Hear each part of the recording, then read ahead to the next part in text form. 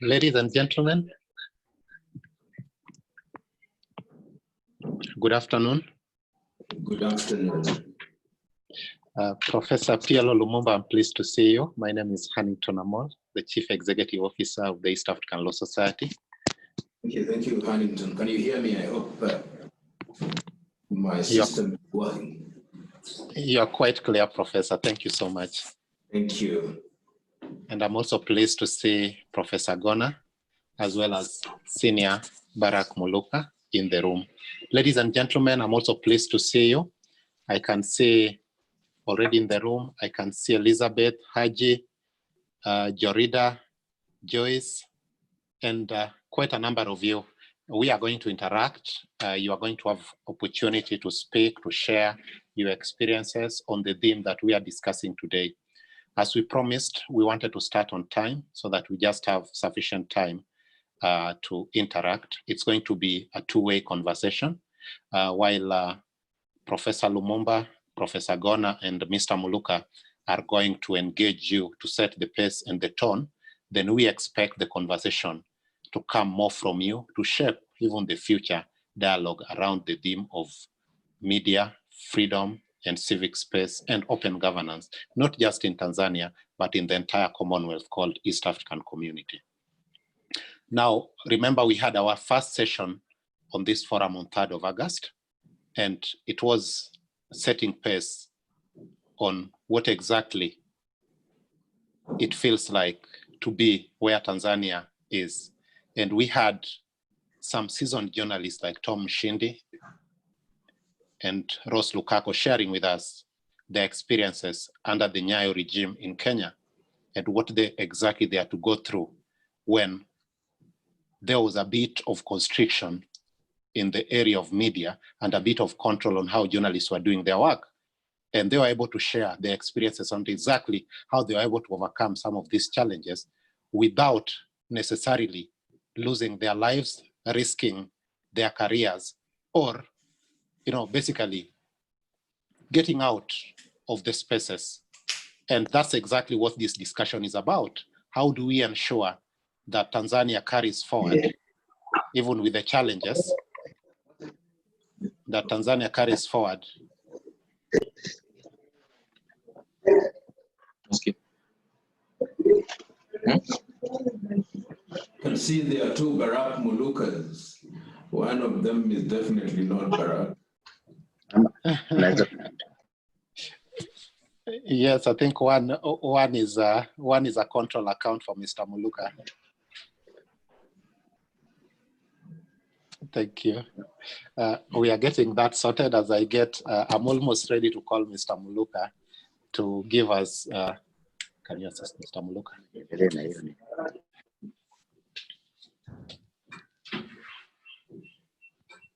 Hello. Mr. Muluka, I think we can now see you. Thank you so much. Yes, and I can also hear you loud and clear. I do. Thank you. Yes, we can hear you, and I was just about to invite you to start us off. So, I think I must have missed some of your preliminary remarks on account of the technical hiccup.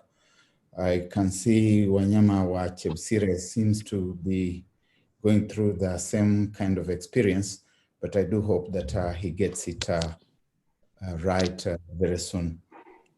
Allow me to speak in both English and Kiswahili, which are the languages that we have been using in this series of programs.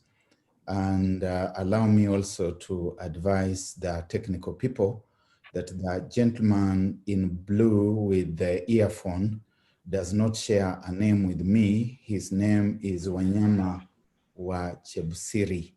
He's not Barak Muluka. There's only one Barak, and I want to believe that I am he. Basi kwa niaba ya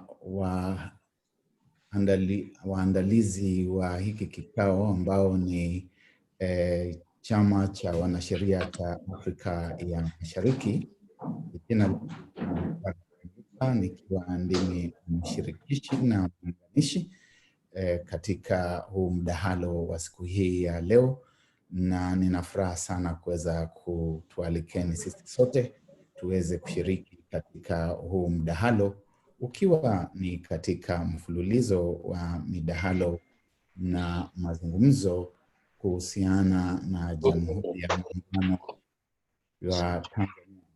Ningeomba fundi wa mtambo aweze kumweka wanyama wa Chebusiri kwa mute kidogo, kwa sababu kuna hitilafu zinazoingia kutokana na heka zilizo karibu na yeye, na atakapokuwa ameshajiandaa kuendelea. Sijui makelele yanatoka wapi, bwana fundi wa mitambo, uweze kuangalia hizo kelele ambazo zinaleta hitilafu ya aina fulani.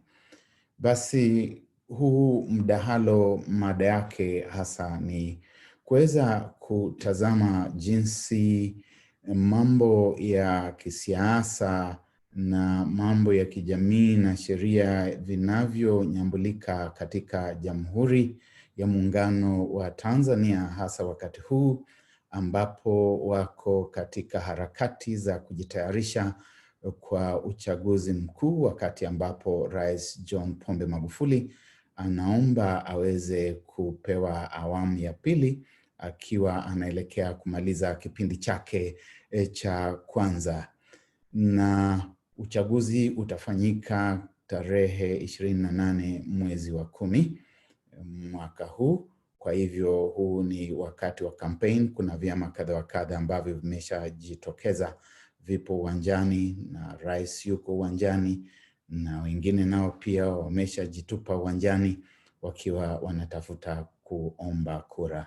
Tutakuwa tunaangalia uwanja wa mchezo huu wa kisiasa uko vipi, Tanzania yenyewe hasa tuweze kuipiga darubini katika muktadha wa kihistoria, kwa sababu itakumbukwa kwamba Tanzania pamekuwa ni pahali pa ukombozi. Tunapozungumzia ukombozi na uhuru katika bara zima la Afrika, huwezi kuvizungumzia pasi na kuweza kushirikisha Jamhuri ya Tanzania, hasa kukumbuka mchango wake baba mwanzilishi wa taifa, Mwalimu Julius Kambarage Nyerere, ambaye aliweza kufungua nchi yake. Mji mkuu wa Dar es Salaam nyakati hizo ukawa kama ndio makao makuu ya ukombozi katika bara zima la Afrika, na wakawa wametukuka kwa kazi hiyo ya kuweza kuchangia katika ukombozi wa nchi tofauti tofauti katika bara la Afrika.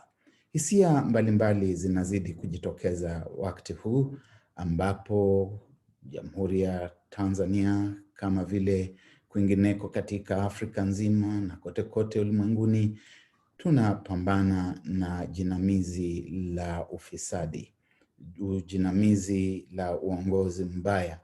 Na wakati mwingine tunapokuwa katika hayo mapambano, kuna mwingiliano kati ya kuweza kupambana, kuweza kuleta uongozi bora kwa upande mmoja, na kwa upande wa pili kuweza kufungua uwazi na uhuru wa watu kuweza kujieleza, kuweza kushiriki na kusikia kwamba wako katika nchi inayojiongoza na katika muktadha wa kidemokrasia. Kuna hisia mbalimbali, wale wanaona kwamba Rais John Pombe Magufuli naye ameweza kuendeleza ule mtindo ulioanzishwa na wale waliokuwa mbele yake waliomtangulia.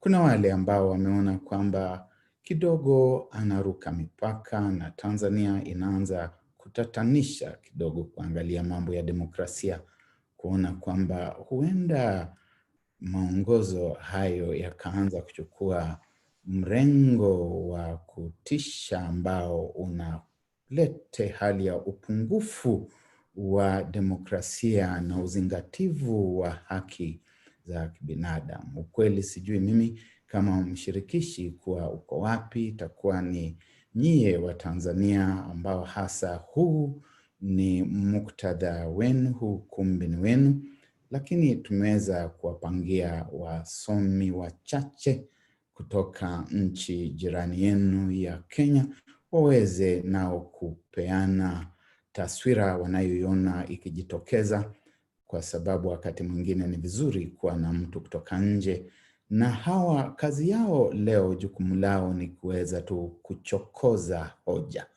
Watachokoza hoja, na wakisha chokoza, ikisha tokota, tutawapeni fursa katika ukumbi ambao umepanuliwa muweze kushiriki na kuchangia, na tuwakaribisha pia wengine wale wanaoshiriki kutoka kote wanakoshiriki wakiwa katika Afrika ya Mashariki, kwingineko katika bara la Afrika na kote kote ulimwenguni, kunisaidia kuweza kunasa yale ambayo tunayachangia au yazungumzia kwa siku ya leo.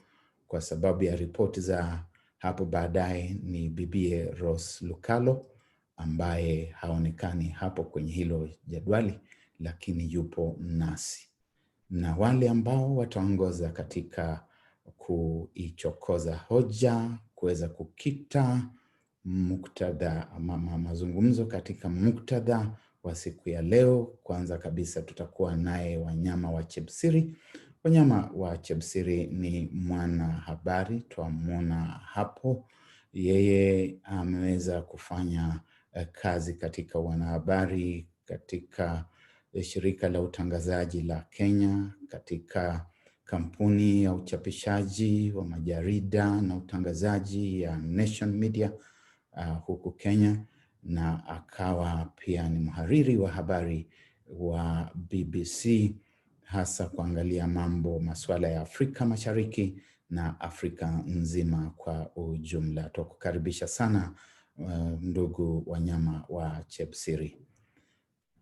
Pia tunaye mwalimu Dr. George Gona. Dr. George Gona ni mtafiti na ni msomi msifika katika historia. Anafunza katika idara ya historia katika chuo kikuu cha Nairobi, na ameweza kufanya utafiti kwa wingi na kuandika kwa wingi kwa masuala ya kisiasa, kwa masuala ya kihistoria. Naye pia atapata fursa yake ya kuweza kuchangia kabla ya ukumbi kufunguliwa kwa wote waweze kushiriki. Na mwisho, ingawa sio mwisho kabisa, ni Profesa PLO Lumumba, ambaye ni mwanasheria. Ameweza kuwa mtaalam katika mambo ya kikatiba na hata sheria zinazohusika na mambo ya bahari na mambo ya biashara na mengineyo ya aina hiyo tu. Yeye ni wakili katika mahakama ya Kenya na vile vile katika mahakama ya huko Jamhuri ya Muungano ya Tanzania, na ameweza kuandika vitabu vingi na makaratasi mengi ya utafiti ambavyo vimechapishwa katika majarida mbali ya kimataifa, na ameweza kusifika kwa kutembea na kuzuru mataifa mbalimbali ya humu Afrika na kwingineko, akiweza kuzungumzia mambo ya maisha na uongozi katika bara la Afrika na hata Tanzania. Nafikiri amechangia sana. Nitaje tu hata wakati huu kwamba ameweza kuienzi na kuishabikia Tanzania kwa muda mrefu. Hatujui kama hoja zake ni zizo hizo au zimeweza kubadilika kidogo, hatujui. Nisikate kauli mapema, atapata nafasi.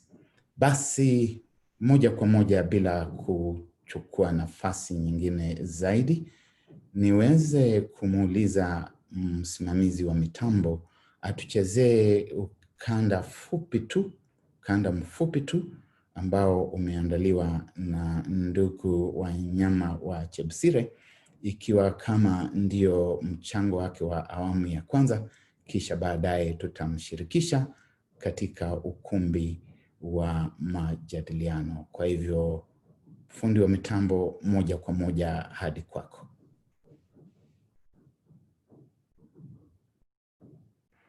We are going to radicalize Africa. If you set out to stop radicalization, you are setting out for a confrontation with future Africa. Julius Kambarage Nyerere, the founding president of Tanzania, played a critical role in the Pan-African drive to liberate many nations on the continent from foreign minority rule.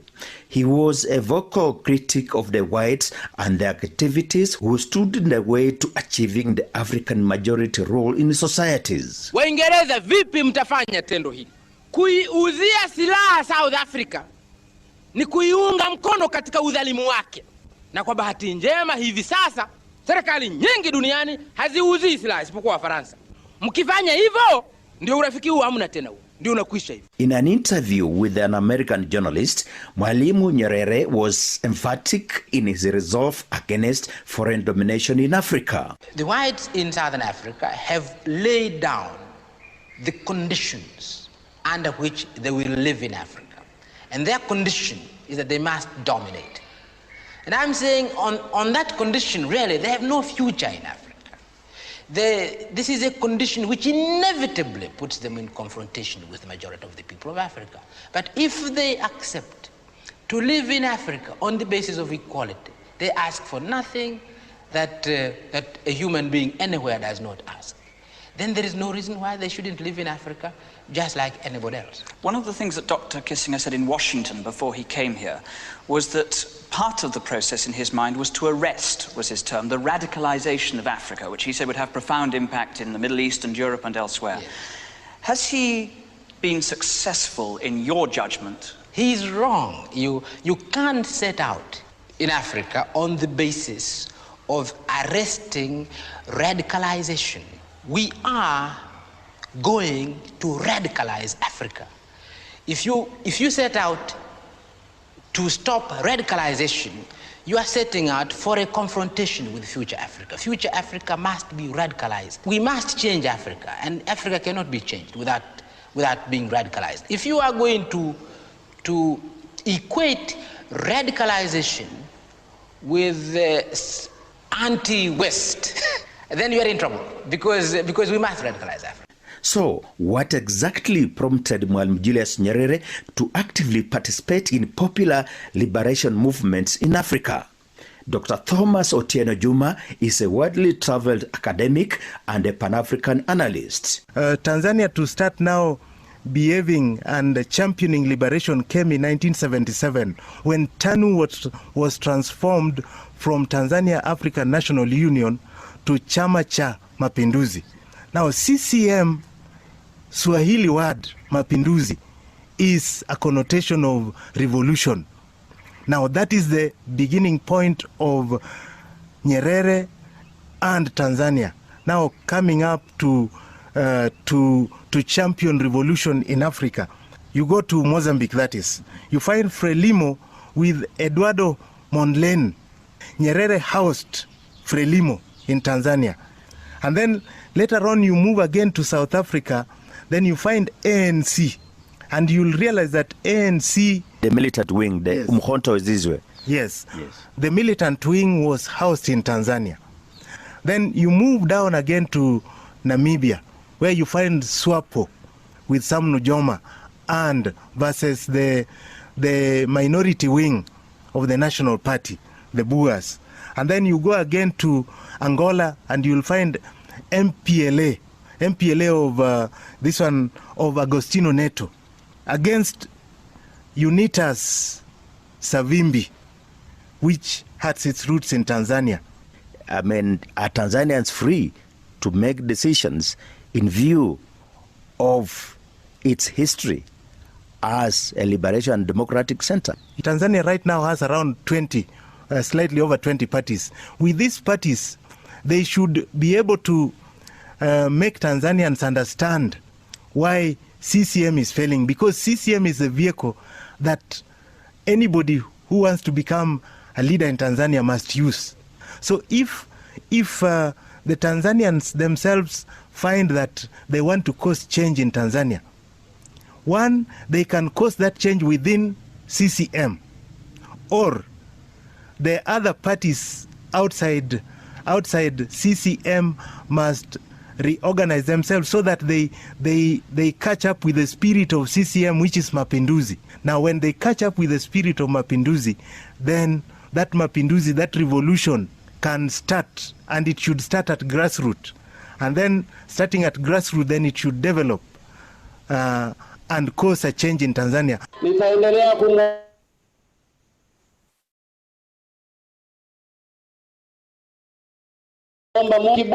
While the three presidents who came after Mwalimu Julius Nyerere tried to foster Tanzania's rich history in the fight for freedom and democracy in Africa, there are suggestions that President John Pombe Magufuli's administration appears to unapologetically negate and reverse this trend.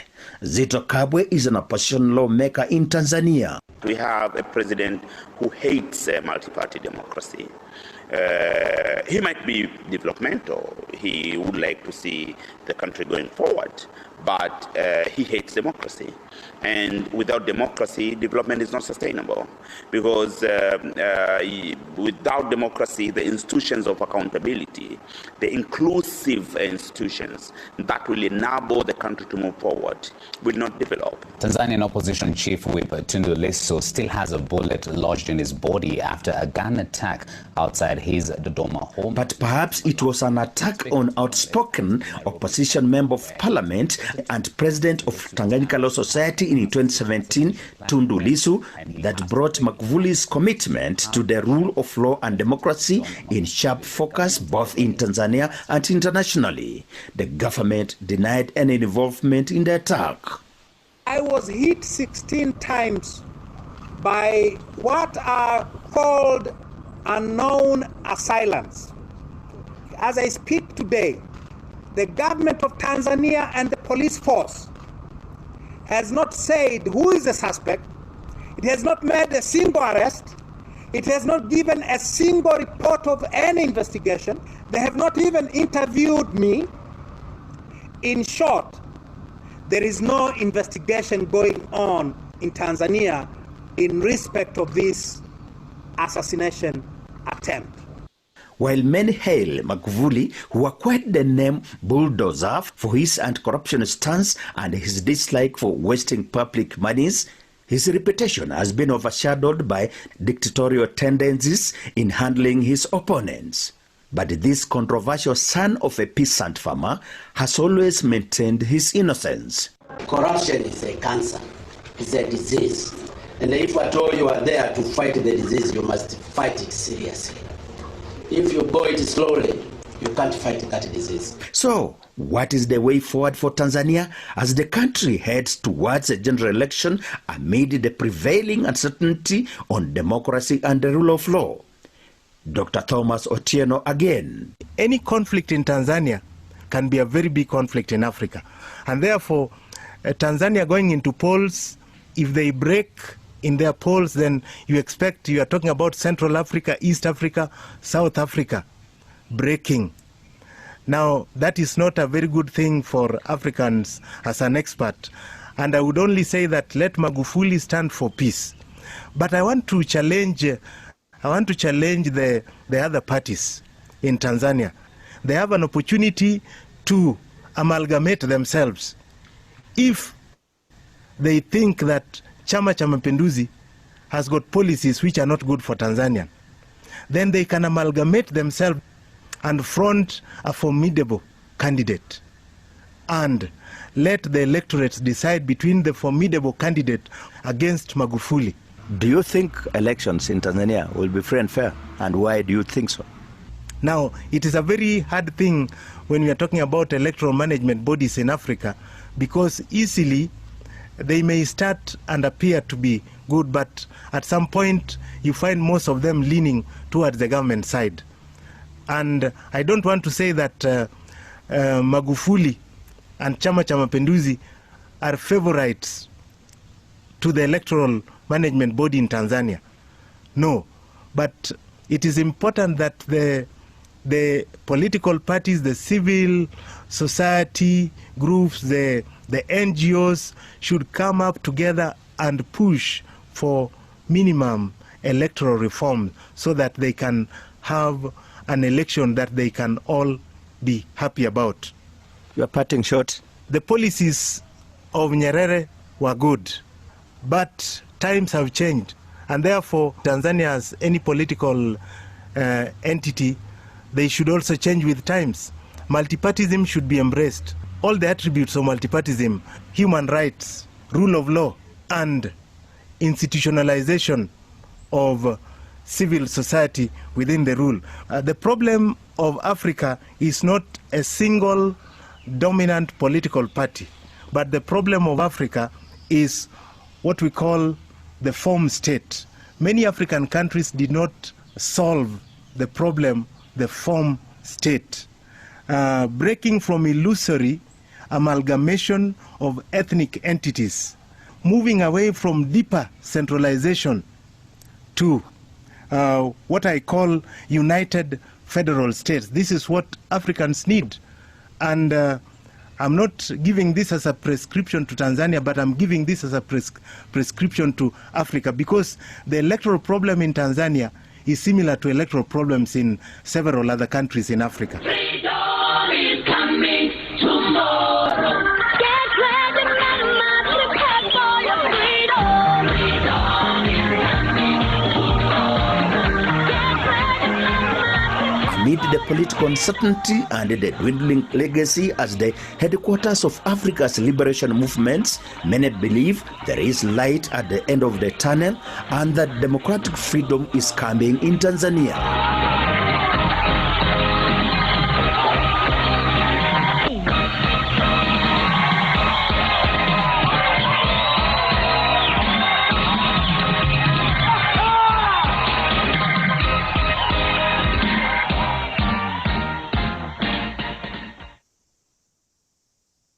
Basi asante sana ndugu wanyama wa Chepsiri. Nafikiri wenzangu, mabibi kwa mabwana, tumeweza kuona hiyo filamu fupi na tumeweza kuandika taarifa fupi ambazo zitaenda kuchangia hapo baadaye. Basi bila kuwapotezeni wakati na bila kuyarejelea yale ambayo tumeona katika huo ukanda, yawe yale ambayo tumekubaliana nayo na yale ambayo hatujakubaliana nayo, niweze kumpisha mnenaji afuataye aweze kuichokoza hoja jinsi ambavyo nimesema hapo awali, na nina furaha kuweza kukaribisha Mwalimu Gona. Nafasi ni yako, kama uta unmute alafu uendelee.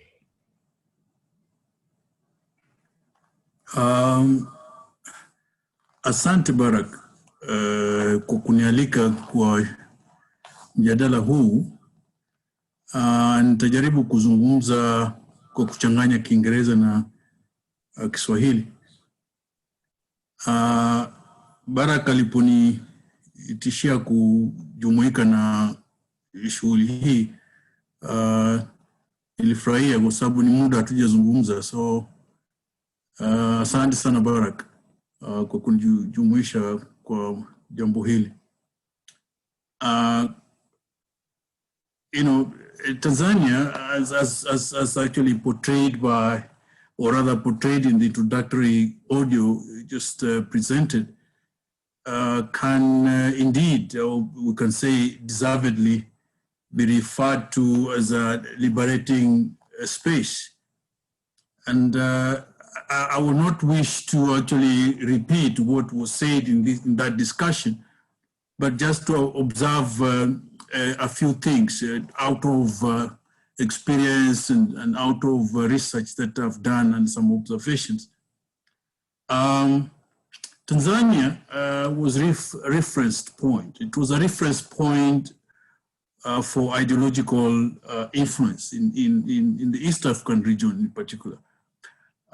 In the wake of the ideological positionings of the 1960s and late 1960s, 70s, and 1980s, Tanzania was the country to look up to as an alternative to an exploitative capitalist world. Tanzania also provided opportunity for people to imagine what was possible.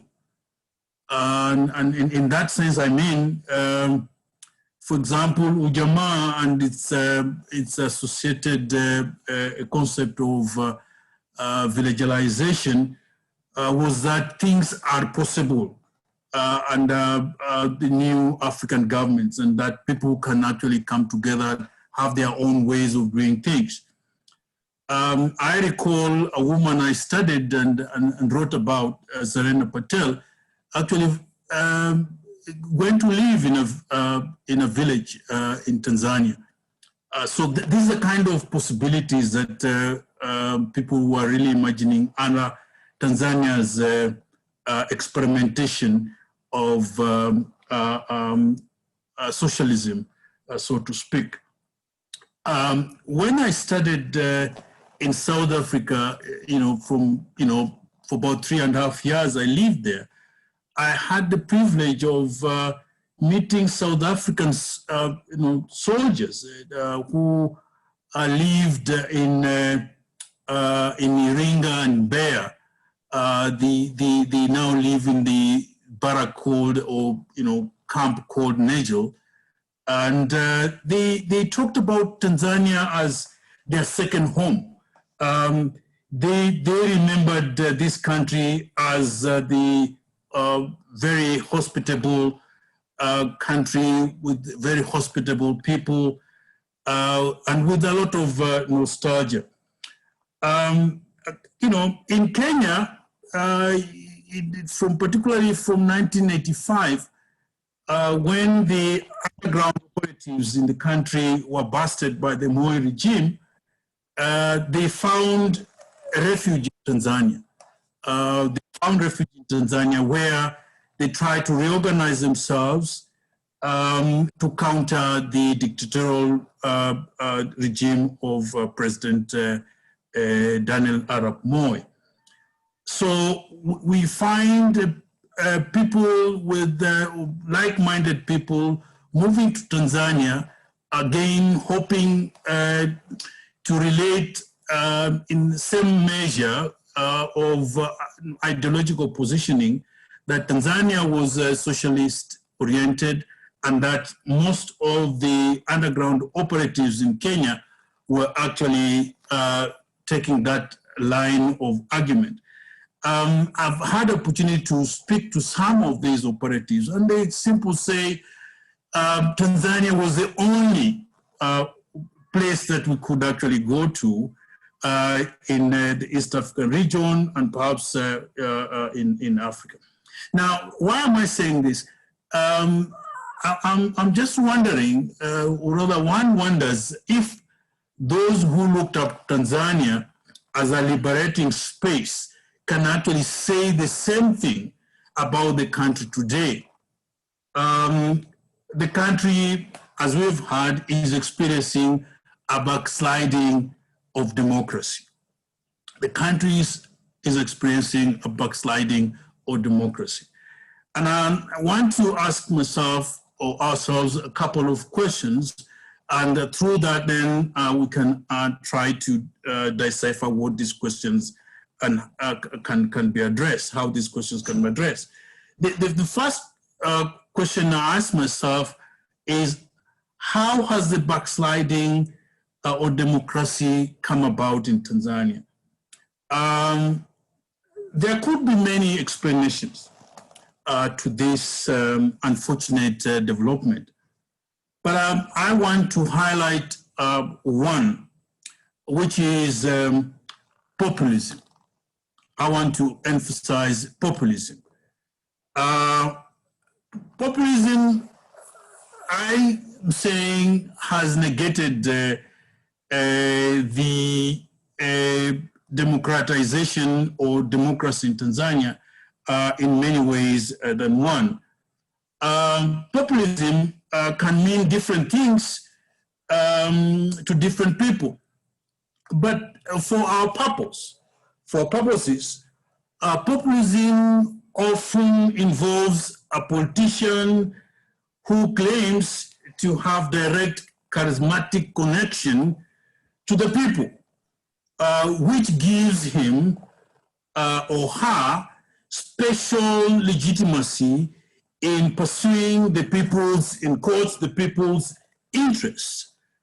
Now, this presents a challenge to democracy, since such kind of leaders, and Magufuli, as we're going to observe, is part of this caliber of leadership. Such individuals or leaders tend to be anti-institutional, and they tend to oppose courts. They don't like bureaucracy. They don't like being fact-checked, so and so forth. Secondly, populism is an ideology that consists of two main claims. The first claim is that the political and economic elites act in their own corrupt self-interest and neither care about or respond to popular concerns. The second claim is that the people need to be represented by populist parties or a populist party. In this case, for Tanzania, Chama cha Mapinduzi is the populist party or movement, so to speak. And therefore, in the case of Tanzania, Magufuli from time to time will tend to talk about the disloyal and patriotic opposition. Many times then, as we have already heard, there's an attack on the media, and by extension, there's an attack also on citizens. In many ways, this has led to a couple of things emerging in Tanzania. I just want to highlight about four. The first one is that many opposition parties and leaderships look very vulnerable and not able to provide an alternative to CCM. Opposition parties are demonized, their leaders constantly harassed, sometimes arrested on trumped-up charges. It should be noted that these leaders have constituents. They have their people as opposed to CCM people. And attacking the leadership, attacking the party amounts to attacking citizens of Tanzanian citizens, and by extension, their representatives. The second development out of populism, and particularly in the Tanzanian case, is that populism or populist mobilization has contributed to democratic breakdown in a very unique way. For example, Magufuli's populism is largely about, or it has emphasized, the distinction between the pure people, who are the Wananchi, and the vis-a-vis the corrupt elites, which has actually led to polarization of citizens, polarization of electorate in two exclusionary groups, if you wish. So in such polarized electoral situations, the stakes are very high. Why do I say the stakes are very high? By and large, CCM becomes the victor, and upon the victory, there's a tendency to label, isolate those who do not actually support CCM and support the opposition. And that is very dangerous for a country, and that is dangerous for democratic practice. The third point, following on the second one, is that Tanzania may not then be the country of Undugu which we know it for, the oneness, brotherhood, sisterhood, that we grew up to know and to look up to. It is something else that perhaps will be part of this discussion. The fourth point that I want to emphasize is that Tanzania's political arena, as we speak, appears contracted. What I mean contracted means there is a shrinking political space in which increasingly Magufuli is the key player, the others are very peripheral. And that then is difficult to really say that Tanzania is enjoying democracy as we know it. The second point, or the next point I want to emphasize is that under these circumstances, then we see a situation where civil society, which is very critical in democracies or democratization processes, is actually also edged out. It's not able to fact check the government, and particularly to check around the electoral process, etc. Something interesting that emerges out of the edging out or displacing of civil society is quite interesting. The Tanzanian case, in my observation, Magufuli speaks to the anti-corruption mantra, or if you wish, he's an anti-corruption crusader. Now, the anti-corruption language is a civil society language, and yet here we have a government or president who is also involved speaking about the same. So you find a situation where civil society seem not to have the space.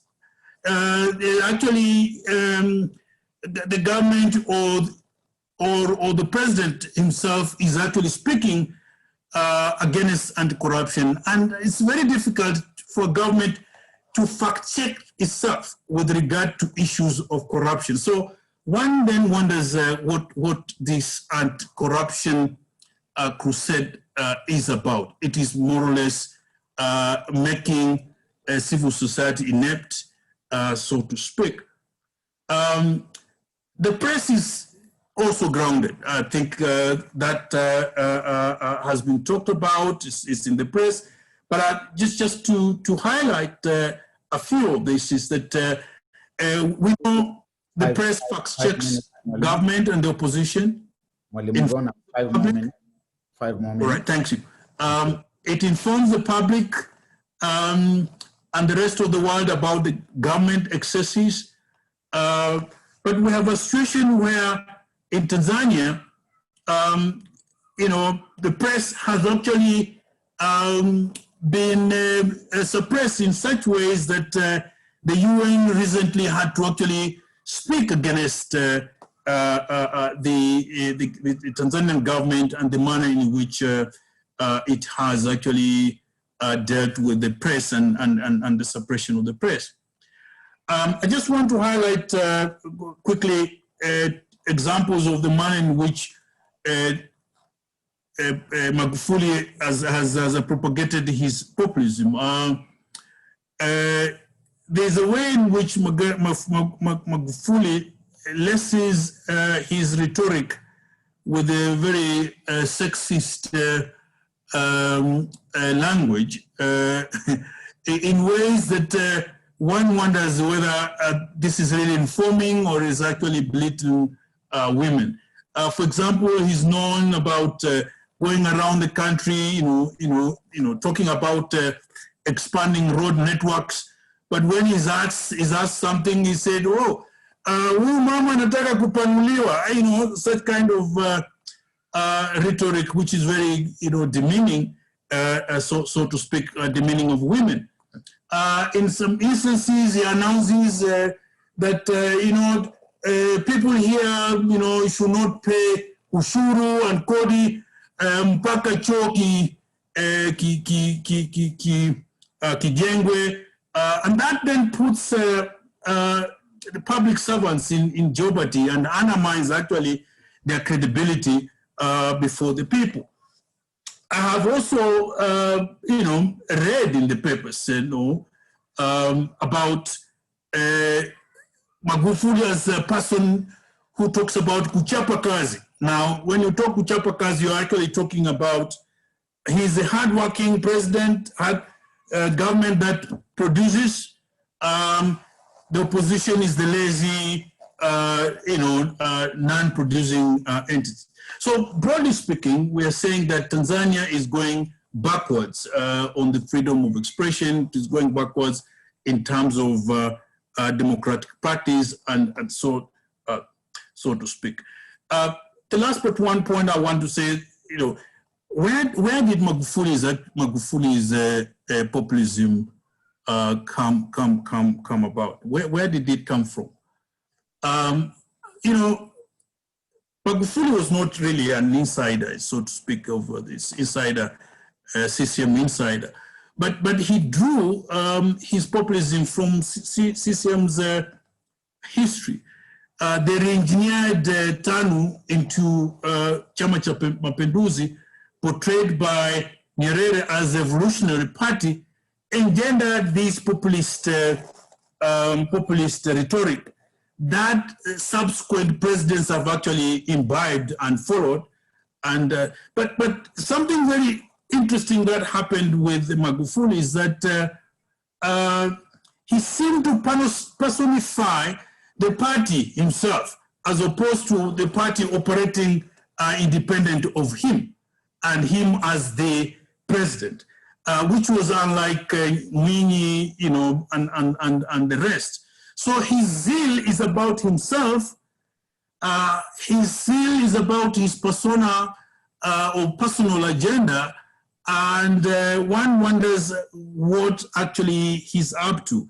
And that is actually something I would want us to actually unravel as we go along. Lastly, right. Lastly, I'm saying that under the circumstances, it is very difficult to say that Tanzania's parliament, for example, is actually working in terms of effectiveness under Magufuli's watch. Neither can we say that there is really participation of civil society and the press. We can only surmise that Magufuli's populism has negated the democratic practice, has negated the possibility of parliament actually working at its best, has negated the possibility of civil society participation in the democratization agenda in Tanzania. Thank you very much. Asante sana. Ni maoni tu kutoka nje ya mipaka ya Tanzania, na hao wasomi, wanahabari, wanasheria vivyo hivyo. Tujui kama tutakubaliana na maoni yao au ni vipi. Tumeweza kupata hizo hoja kwamba mahali pa ukombozi, mahali pa mageuzi, mahali pa uhuru, huenda pakawa pameanza kutokomea, na kwamba mtindo na sera za kimabavu inaanza kuibuka na kuchukua mahali ambapo palikuwa ni mahali paliposifika, na mahali pa hekima na heshima kutokana na maongozo bora ambayo yalikuwa yanajulikana na kuhusishwa na taifa la muungano la Tanzania, Jamhuri ya Tanzania. Na huenda kukawa kazi ya ziada kufanyika kuweza kurejesha Tanzania kwenye ile reli ya ukombozi. Hatujui Profesa P.L.O. Lumumba maono yake kwa hii hoja ni ipi. Ameweza kuzungumzia Tanzania mara kwa mara na Afrika nzima kwa jumla kwa muda mrefu tu. Profesa P.L.O. Lumumba niliweza kumtambulisha hapo tulipokuwa tukianza hiki kikao na wala sitarejea tena. Profesa, una zako 15 hivi dakika kuweza kupeana maono yako kwa muhtasari. Uwanja ni wako. Kwanza kabisa wacha niwashukuru kwa kuandaa kikao hiki ili tuwe na mdahalo na kugusia maneno kadha wa kadha. Mwanzo nitamkosoa Bwana Thomas Otieno kwa kuwa hili ni jambo la kihistoria. Si kweli kwamba kushiriki kwa ukombozi kwa Jamhuri ya Tanzania ilianza mwaka wa 77 TANU ilipoungana na Afro Shirazi kuunda Chama cha Mapinduzi. Uamuzi wa kuifanya Tanzania iwe makao makuu ya ukombozi katika bara la Afrika ilikuwa ni mwaka 1963, na ilikuwa ni uamuzi wa Umoja wa Nchi Huru za Kiafrika. Kwa hivyo ni muhimu tuanze hapo, na ni muhimu pia kutambua ya kwamba Mwalimu Julius Nyerere alikuwa katika mstari wa mbele kuhusika katika ukombozi wa nchi nyingi tu ambazo zimetajwa tayari. Na ni kweli ya kwamba katika Afrika Kusini kulikuwa na chuo kikuu ambacho bado kiko Morogoro, Solomon Mahlangu School. Na ni kweli pia Tanzania ilishiriki katika kumng'oa Nduli Amin katika nchi ya Uganda. Samahani Profesa, ningeomba urekebishe tu kamera yako kidogo, sijui kama utaielekeza chini ili tuweze kuona. Kichwa changu hakionekani, wacha nichukue kitu kingine. Kamera wacha nikirekebishe. Kuipeleka tu kamera, nafikiri elekeza upande. Sawa hivyo. Lakini sasa amezidisha tena sana. Sana, niko mbali sana. Mbali sana, mwambie aje tu polepole taratibu. Niko hapo, ni sawa. Ongesha kidogo tena. Hapo ni sawa. Tena kidogo. Nafikiri hapo ni mwafaka. Basi asante sana. Nikiendelea tu kuzungumza ya kwamba baadaye tunakumbuka ya kwamba alimng'oa Nduli Amin, na wacha sasa nichangie hoja ya swala hili la demokrasia.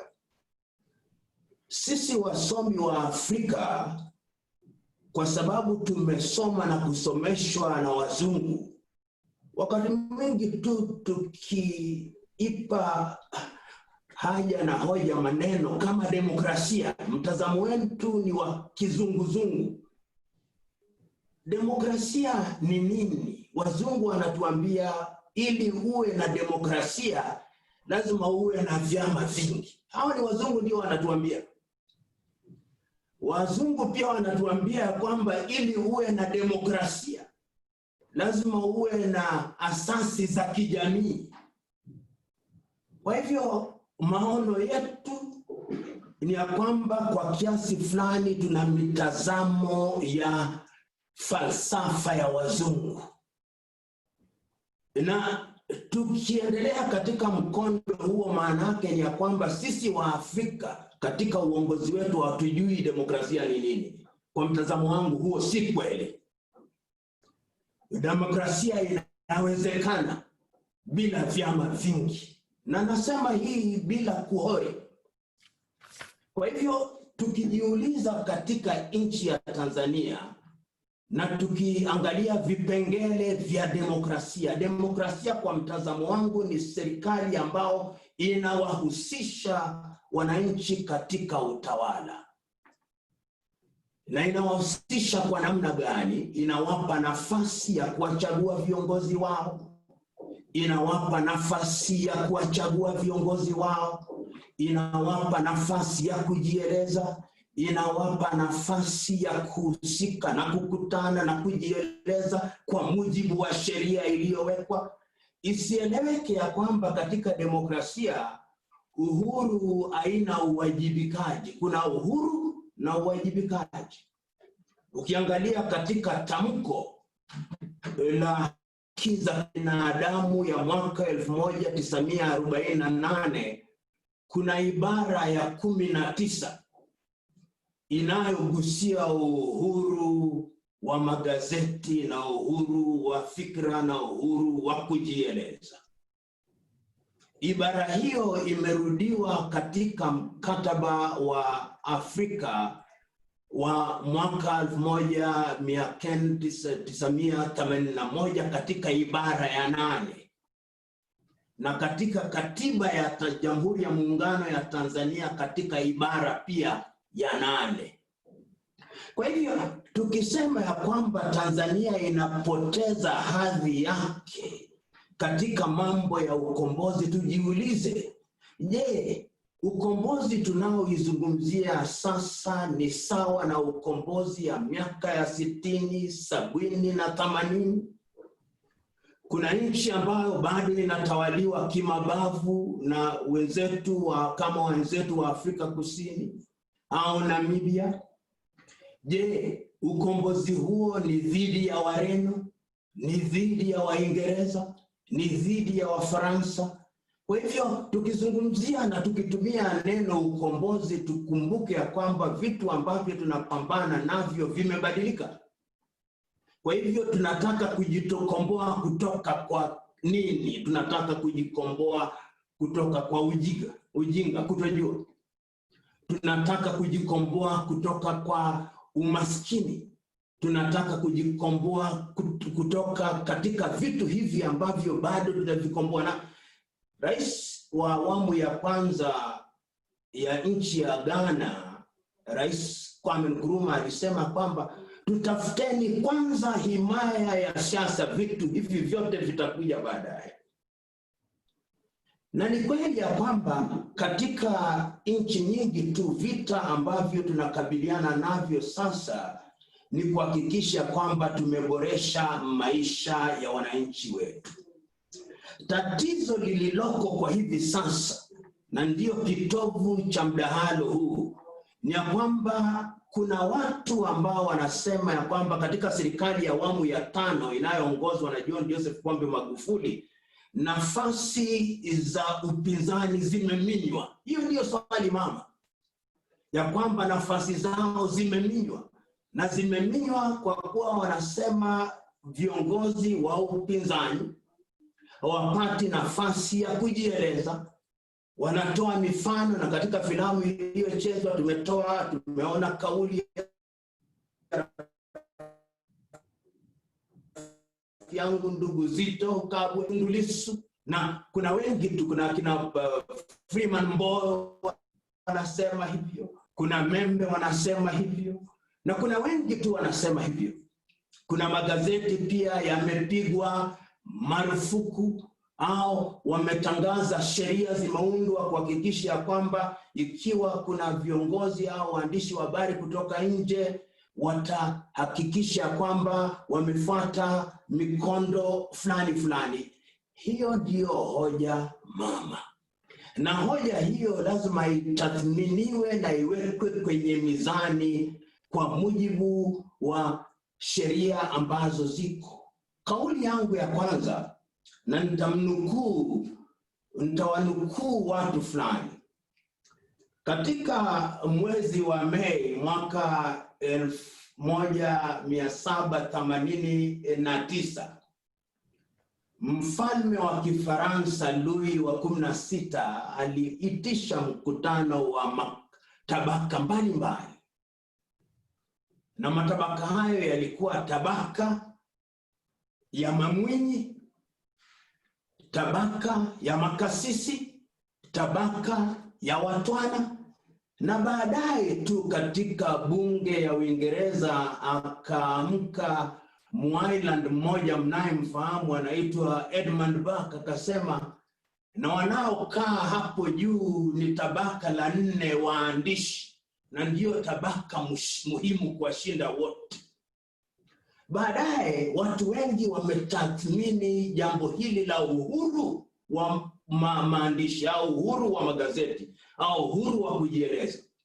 Kwame Nkrumah akizungumza kutoka mwaka wa 68 akasema ya kwamba kilichoko katika Afrika sasa, waandishi wa habari au vyombo vya habari vinamilikiwa na wawekezaji, na huenda ya kwamba jinsi habari inapangwa inalandana na wawekezaji. Katika mwaka wa 1990 rais wa Sierra Leone John Momo akasema watu lazima wapewe uhuru wa kujieleza, uhuru wa kuandika, lakini tukumbuke ya kwamba mwandishi wa habari ambaye ana kalamu mkononi ni kama askari aliye na bunduki mkononi, anavyoitumia ni muhimu sana. Na pia tumesimuliwa katika mauaji ya Rwanda, tutakumbuka ya kwamba vyombo vya habari vilitumika kwa njia ambayo iliwachochea watu. Ndiyo maana ukiangalia katika sheria zote, ziwe ni sheria za ulimwengu, na nimeeleza tayari tamko la Umoja wa Mataifa kuhusu haki za binadamu 1944, uhuru umepewa, lakini kuna viwango vyake. Katika sheria au mikataba ya Afrika ina viwango vyake, katika katiba ina viwango vyake. Hakuna uhuru usiokuwa na mipaka, na mipaka hiyo lazima ielezwe kisheria. Swali la kuuliza, je, sheria hizi zina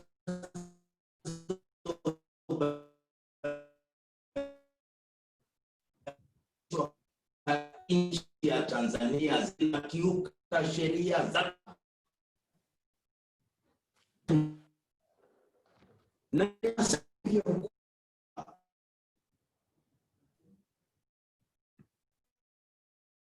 tunakupoteza kidogo.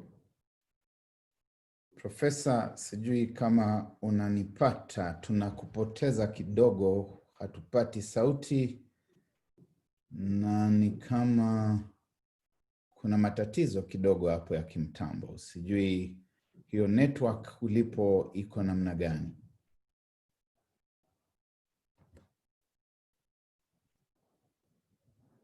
Inaonekana tumempoteza kidogo. Huenda nimerudi. Nimerudi sasa. Nimerudi. Kwa hivyo tukizungumzia mambo haya, tukubaliane ya kwamba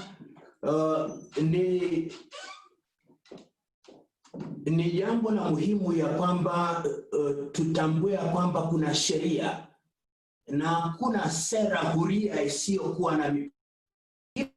Nitafanya ni kukosoa serikali ya Tanzania na nitauliza, kwa kuwa kuna bunge ya Tanzania, tuulize, je, bunge ilihusika katika kupitisha sheria hizi au kauli hizi tunazozizungumzia? Na Watanzania mlio katika mazingira haya mtatueleza kama hivyo ndivyo ni kweli. Kilichoko ni ya kwamba lazima tuhakikishe ya kwamba sheria zinaambatana na sheria za kimataifa, zinaambatana na sheria za Jumuiya ya Afrika Mashariki, zinaambatana na sheria za Afrika, na ikiwa vinafanya hivyo, basi itakuwa ni sheria ambazo lazima zitekelezwe na mahakama. Na ikiwa viongozi wa upinzani wanatiwa nguvuni kwa kuwa wanajieleza au magazeti yanapigwa marufuku, hilo ni jambo ambalo linastahili kukemewa. Kilichoko katika demokrasia ni kupambanisha hoja. Kwa hivyo wana CCM wanapambanisha hoja zao, na wana NCCR Mageuzi wanapambanisha hoja zao, na ACT Wazalendo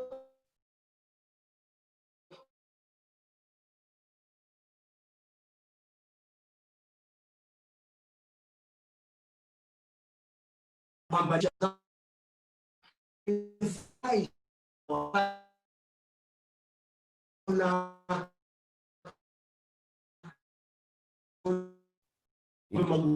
Profesa, itabidi urejelee kidogo iwapo unanipata, kutokea pale ambapo umekuwa ukizungumzia kupambanisha hoja kwa sababu una shida kidogo ya kimtandao. Iwapo unanipata Profesa?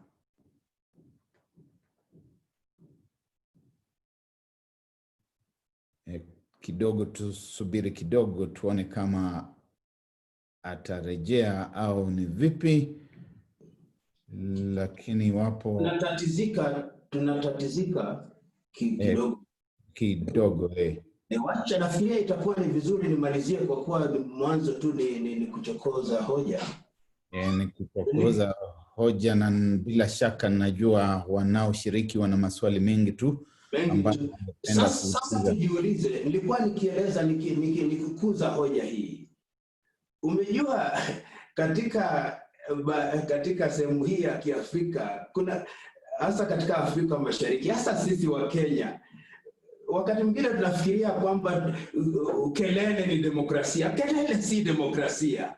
Demokrasia, kama nilivyosema hapo awali, ni kunadi sera, na sera hii ambazo lazima ziwe ni sera ambazo zinaboresha maisha ya wananchi, na hilo ndilo jambo ambalo lazima tuliangazie.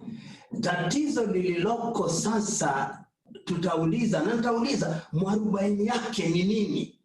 Mwarobaini yake ni kuwahusisha Watanzania katika kutathmini mustakabali wa taifa lao. Wamekubali ya kwamba demokrasia yao itaendeshwa kwa misingi ya vyama vingi. Sasa wamechagua hivyo, na ikiwa umechagua mkondo huo, vyama vyote lazima vipewe nafasi sawa katika kujinadi. Watanzania watakumbuka ya kwamba siku za mwanzo tu TANU ilikuwa na gazeti lake The Daily News, ambaye mhariri wake alikuwa rais wa awamu ya 3 Benjamin William Mkapa, alikuwa mhariri wa Daily News. Kwa hivyo ni muhimu vyama vingine pia viwe na uhuru wa kuwa na magazeti yao na vyombo vyao kama runinga na redio, na waendeshe uenezaji wa habari kwa mujibu wa sheria iliyowekwa, na wakikiuka sheria basi pia waadhibiwe kwa mujibu wa sheria iliyowekwa. Lakini nikimaliza ningependa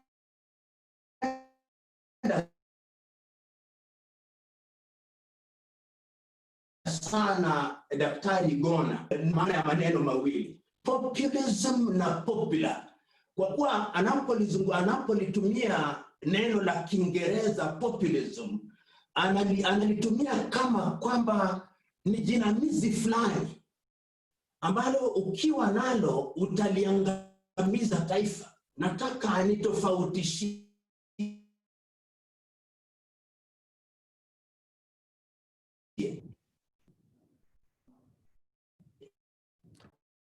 Profesa, hujabahatika sana mtandao.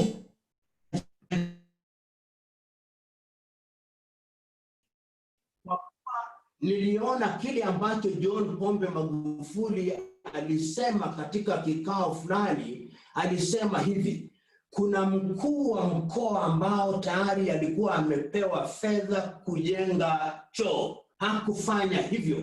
Akawaeleza wananchi, nendeni mkatumie choo chake mpaka atimize majukumu yake. Na mambo kama haya sio mambo ambayo ukiyatoa katika muktadha, basi jazanda unayounda ni jazanda isiyo sahihi. La pili, amesema ya kwamba John Pombe Magufuli anakejeli, anabeza wanawake. Si kweli hivyo, kwa kuwa kile ambacho Daktari Gona amefanya ni kutoa vitu fulani kwa muktadha ili kujenga hoja, na hoja hiyo amejenga kwa njia hafifu mno. Kwa hivyo nikimalizia nitasema hivi, Daktari Gona, kwa heshima zote, malizia. Ni vizuri unieleze tofauti kwa Kiingereza na kwa Kiswahili neno popular na neno populism, na huyu jitu unayemjenga kama John Magufuli, nataka unieleze unamjenga jitu huyu wa kutisha watu kwa misingi gani? Asante sana ndugu Barak. Asante sana. Basi naona mdahalo unazidi kupamba moto, na ni washukuruni wote ambao mmeshachangia kufikia hapo. Bila shaka washiriki wengine wana maswali yao mengi tu na hoja zao ambazo wangependa kuchangia, na punde sipunde nitaweza kuwapa nafasi ili waweze kutoa arifa zao fupi na michango yao mifupi. Lakini kabla ya hapo, Profesa PLO Lumumba, mahali ambapo unaejesha hoja na maswali, ningependa mimi kama mshirikishi niweze kukupa mawili matatu hivi uweze kuejesha, na kisha utaweza kuyarejelea. Unapozungumzia kupambanisha hoja na kunadi sera, sijui kama wewe mwenyewe unaridhika kwamba ukumbi mwafaka umeweza kupeanwa au upo katika Tanzania au kwingineko, kuwa tunaposema kwamba watu waweze kupambanisha hoja na kunadi sera mbadala.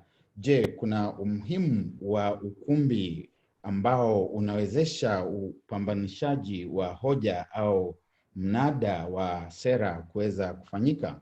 Pili, kuweza kuwa tofauti baina ya yale ambayo yameandikwa katika sheria na yale ambayo yanatendeka, kwa sababu mara nyingi inawezekana kwamba nchi au jumuiya huenda ikawa na sheria nzuri, lakini yale yanayotendeka yanakiuka hizo sheria. Na la tatu ambalo nitaachia hapo kwa wakati huu, nimeona kwamba Profesa, ni kana kwamba unakerwa na umabavu au ule udikteta kutoka nje, na ambao Mwalimu Nyerere alikuwa akizungumzia alipokuwa akisema we shall radicalize Africa.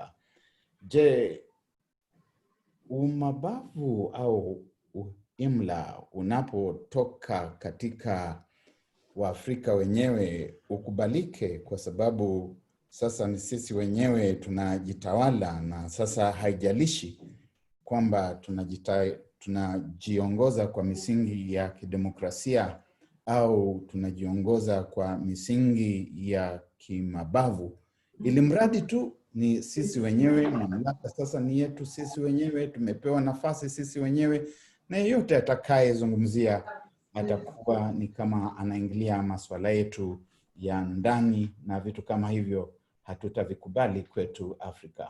Kabla sitaenda kwa ukumbi, ni mpe kwanza kabisa Dr. Gona, kwa sababu Profesa Lumumba ameelekeza maswali moja kwa moja kwake. Na Dr. Gona, usichukue zaidi ya dakika 2. Ukichukua zaidi ya dakika 2 itanibidi nikukatize, na kisha Wanyama wa Chebusire pia atachukua dakika 2. Kwa hivyo nyinyi nyote ni dakika 4, kisha nitafungua ukumbi kwa washiriki wengine. Dr. Gona. Nitamjibu hivi Mwalimu Lumumba kuhusu anasema namweka Rais Magufuli kama jinamizi. Sio lengo langu kufanya hivyo. Amesema nitofautishe kati ya popular na populism. Nafikiri populism vile nimezungumza imeeleweka, lakini langu ni kusema mtu akiwa popular, nani ambaye anahakikisha ametoa kauli kwamba huyu bwana ni popular? Maanake kuwa popular ni kwamba mtu mwingine anaweza kumuona yule anamuona ni popular, mwingine kwa mtu mwingine hayuko popular. So populism kama wanasiasa wasomo wanasiasa ni kama vile nilivyoeleza, lakini kuwa popular ni jambo ambalo ni lichunguzwe kwa undani. Ndio nikasema kwamba huyu Magufuli anaonekana ni achunguzwe kwa undani, sio kuchunguzwa kama tumweke ndani, lakini akiwa popular anaonekana na Watanzania wote, au ni popular Chama cha Mapinduzi. La pili, nafikiri Mwalimu Lumumba amesema jambo ambalo limenitatiza kidogo, na nafikiri Barack umeligusa, ni kwamba Mwalimu Nyerere alizungumza habari ya ulowezi na mabeberu kutoka nje.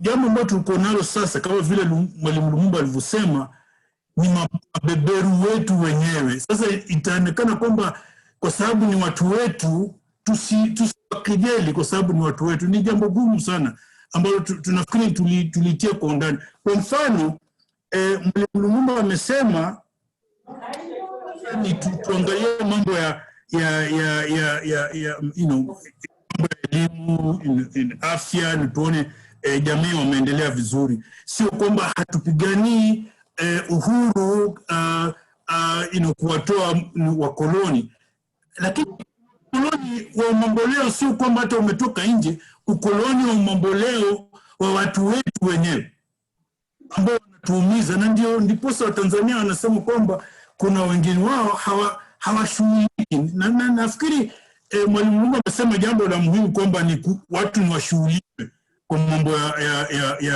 mambo yao, lakini kama yao umewekwa pale kando. Ndio nikazungumza habari kwamba ile space hiyo jukwaa la kisiasa linaonekana linafinika kuendelea mbele.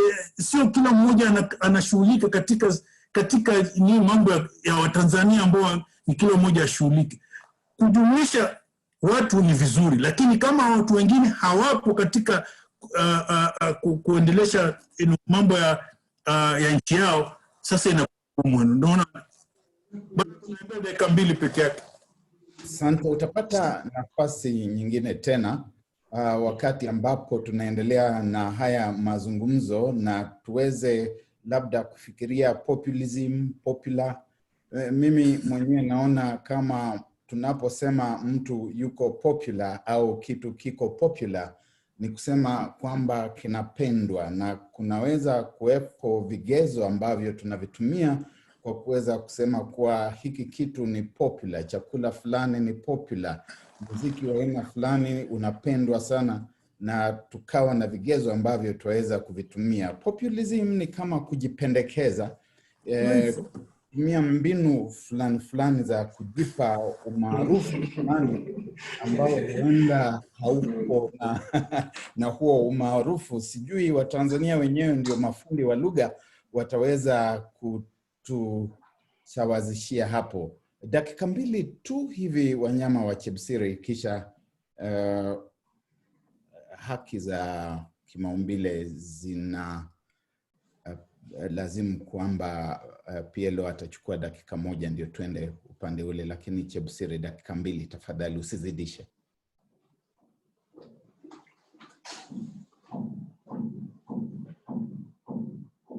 Wanyama, sijui kama unazungumza, sikupati, nasikia tu mlio wa nyundo huko, sijui kuna maseremala au kuna nini. Tafadhali Chebsiri.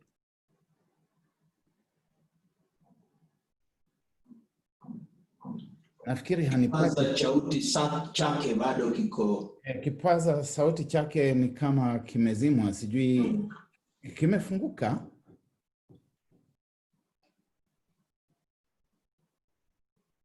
Basi Wanyama hanipati. PLO dakika 1. Dakika 1. Kuna maswali ambayo umeuliza katika lugha ya Kiingereza, kwa hivyo nitajibu kwa Kiingereza ili niwasaidie. Au nijibu kwa Kiswahili? Nimeuliza kwa Kiswahili. Kiingereza. Kwa swali la kwanza ni hili, ya kwamba hakuna mtu yeyote ambaye anashabikia udikteta. Ikiwa kuna mtu ambaye ni kiongozi na anaonyesha hulka za kimabavu au kidikteta, mtu huyo lazima akemewe.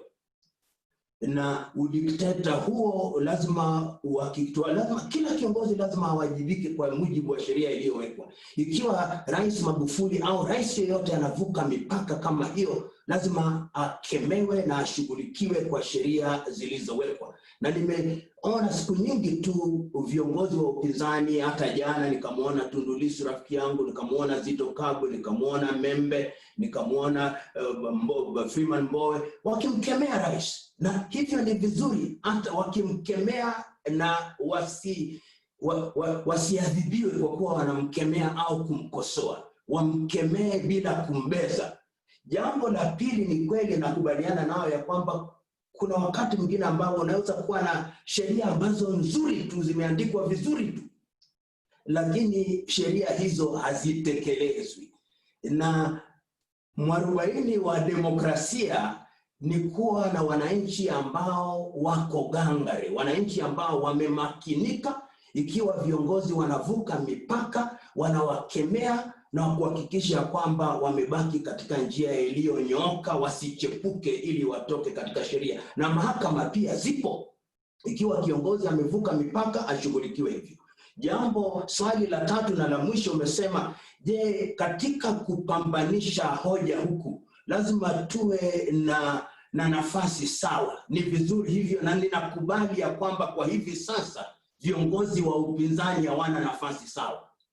Mara mbili sasa nimeona Tundu Lissu akihojiwa na vyombo vya habari, runinga na redio za Kenya, akihojiwa na BBC. Ningependa sana vyombo vya habari vya Tanzania vikimhoji yeye, magazeti yakimnukuu yeye. Kwa hivyo jambo ambalo ningempendekezea Rais John Pombe Magufuli, fungua, ili wasiwe na sababu ukiwashinda wao wasiseme ya kwamba tulishindwa kwa sababu nafasi yetu iliminywa. Itakuwa ni vizuri sana afungue kila kitu ili wawe na nafasi sawa. Asante sana. Haya basi, asante sana. Wanyama amefika. Wanyama upo? Wanyama inaonekana amelemewa kiteknolojia.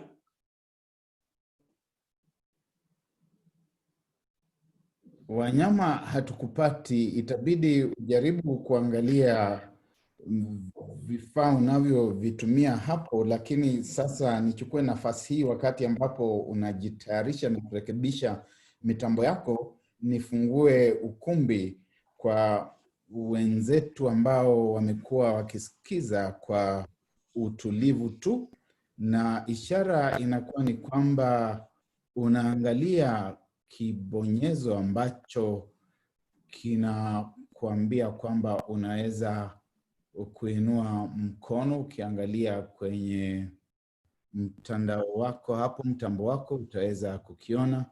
Na wakati huo huo namuomba ndugu Amol, kama unapata, au ndugu Sigano, ukaribie hapa nilipo ili uweze kunisaidia kwa kupata majina ya wale ambao wanaonyesha tayari wameshainua mkono kwa kuomba kuzungumza. Ndugu Amol au ndugu David Sigano, naomba uje kwenye studio yangu hapa ili tuweze kusaidiana. Thank you, Barak. There are 2 questions already in the chat. You can have a look. Kuna maswali hapa mawili. Swali la kwanza linasema, Profesa Lumumba, kwa nini umekuja na tafsiri hiyo ya demokrasia? Je, ni mtazamo au ni kitu ambacho ungependa kiingizwe kwenye katiba zetu za Kiafrika? Swali la pili hapo, na hilo limetoka kwake Gerald Sylvester. Kisha kuna swali kutoka kwa Faraja Elias Samhenda, ambaye anasema, kama ni hoja ni kanuni zilizotolewa kwa vyombo vya habari nchini Tanzania, kanuni zinatungwa na waziri wa wizara husika na sheria ndio hutungwa na bunge. Hivyo kanuni za hivi karibuni kuhusu mipaka ya vyombo vya habari zimetolewa na wizara husika, kama nitakuwa sahihi. Halo, nipo sio? Upo unapatikana, tumekuwa tumeenda kwa ukumbi, kwa hivyo tutakupa dakika moja tu tafadhali. Halo? Tunakupata Wanyama, endelea, tunakupata. Endelea. Okay. Sawa basi. Kabla mwende kwa ukumbi, shukran sana. Dakika moja tu na nina hakika tuzungumzie kwanza. Nafurahi kwa Mwalimu PLO kukosoa hiyo historia, kosa la kihistoria kwamba harakati za Tanzania ama Mwalimu Nyerere zilianza mwaka 1963. Lakini nikija kwa suala la hadhi ya Tanzania kama kitovu cha ukombozi na makao makuu ya vuguvugu la kuleta ukombozi, nitasema kwamba hadhi hiyo haipo tena, na hadhi hiyo imepotea katika uongozi wa Rais John Magufuli. Nikizungumza kama mwandishi wa habari na historia, ni kwamba mimi nimebahatika kuwahoji marais marehemu hayati Mkapa, nikamhoji rais Rais Jakaya Kikwete, nikamhoji, na mwaka wa 2015 wakati tulikuwa tumetengenezewa tu ya kwamba tutaenda kumhoji Rais John Pombe Magufuli, yeye akakataa, na hadi wa leo hajawahi kuzungumza na vyombo vyote vya habari, hasa chombo chote cha habari cha kimataifa. Na pia utakumbuka kwamba sera ambazo na mabadiliko ya kisheria ambayo yameanzisha hivi majuzi yanalenga kuminya uhuru wa waandishi wa habari na uhuru wa kujieleza.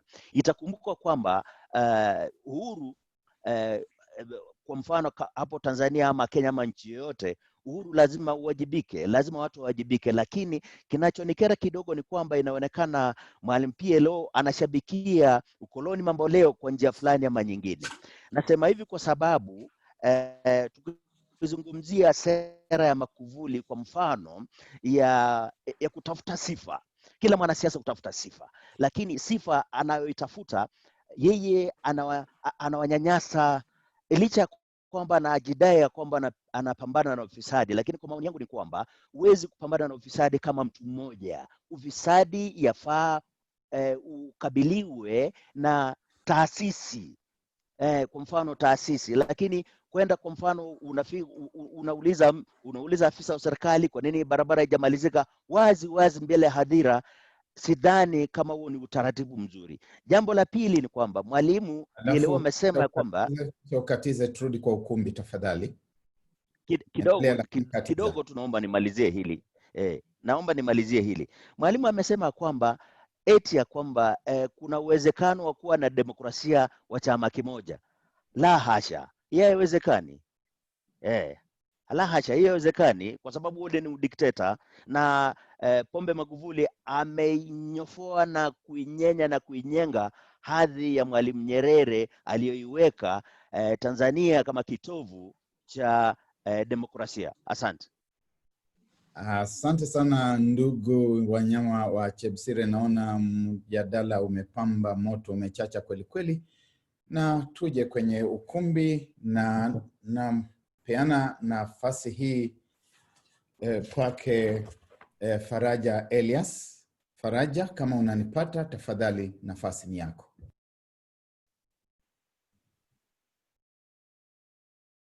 Ndugu Faraja, uta unmute kwanza kisha ndio uzungumze. Unmute.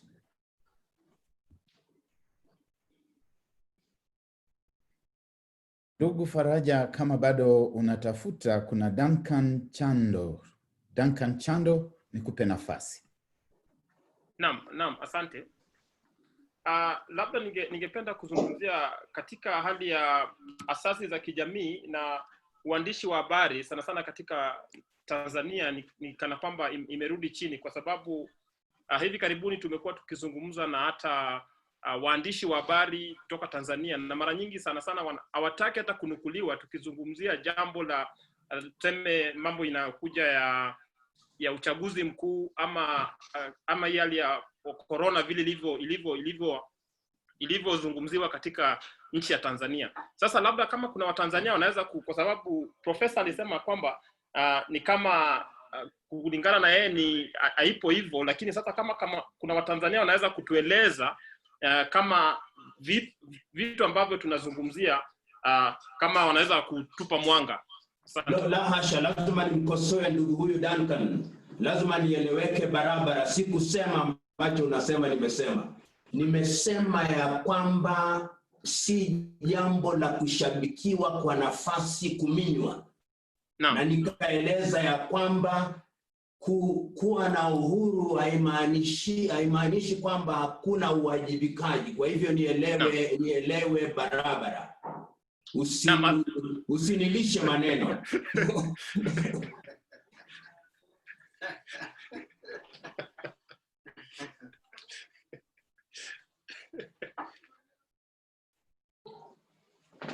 Kwa hali ilivyo, kuna huyu ambaye sina jina lake anasema asanteni sana waandalizi kwa kuweza kuandaa hiki kikao.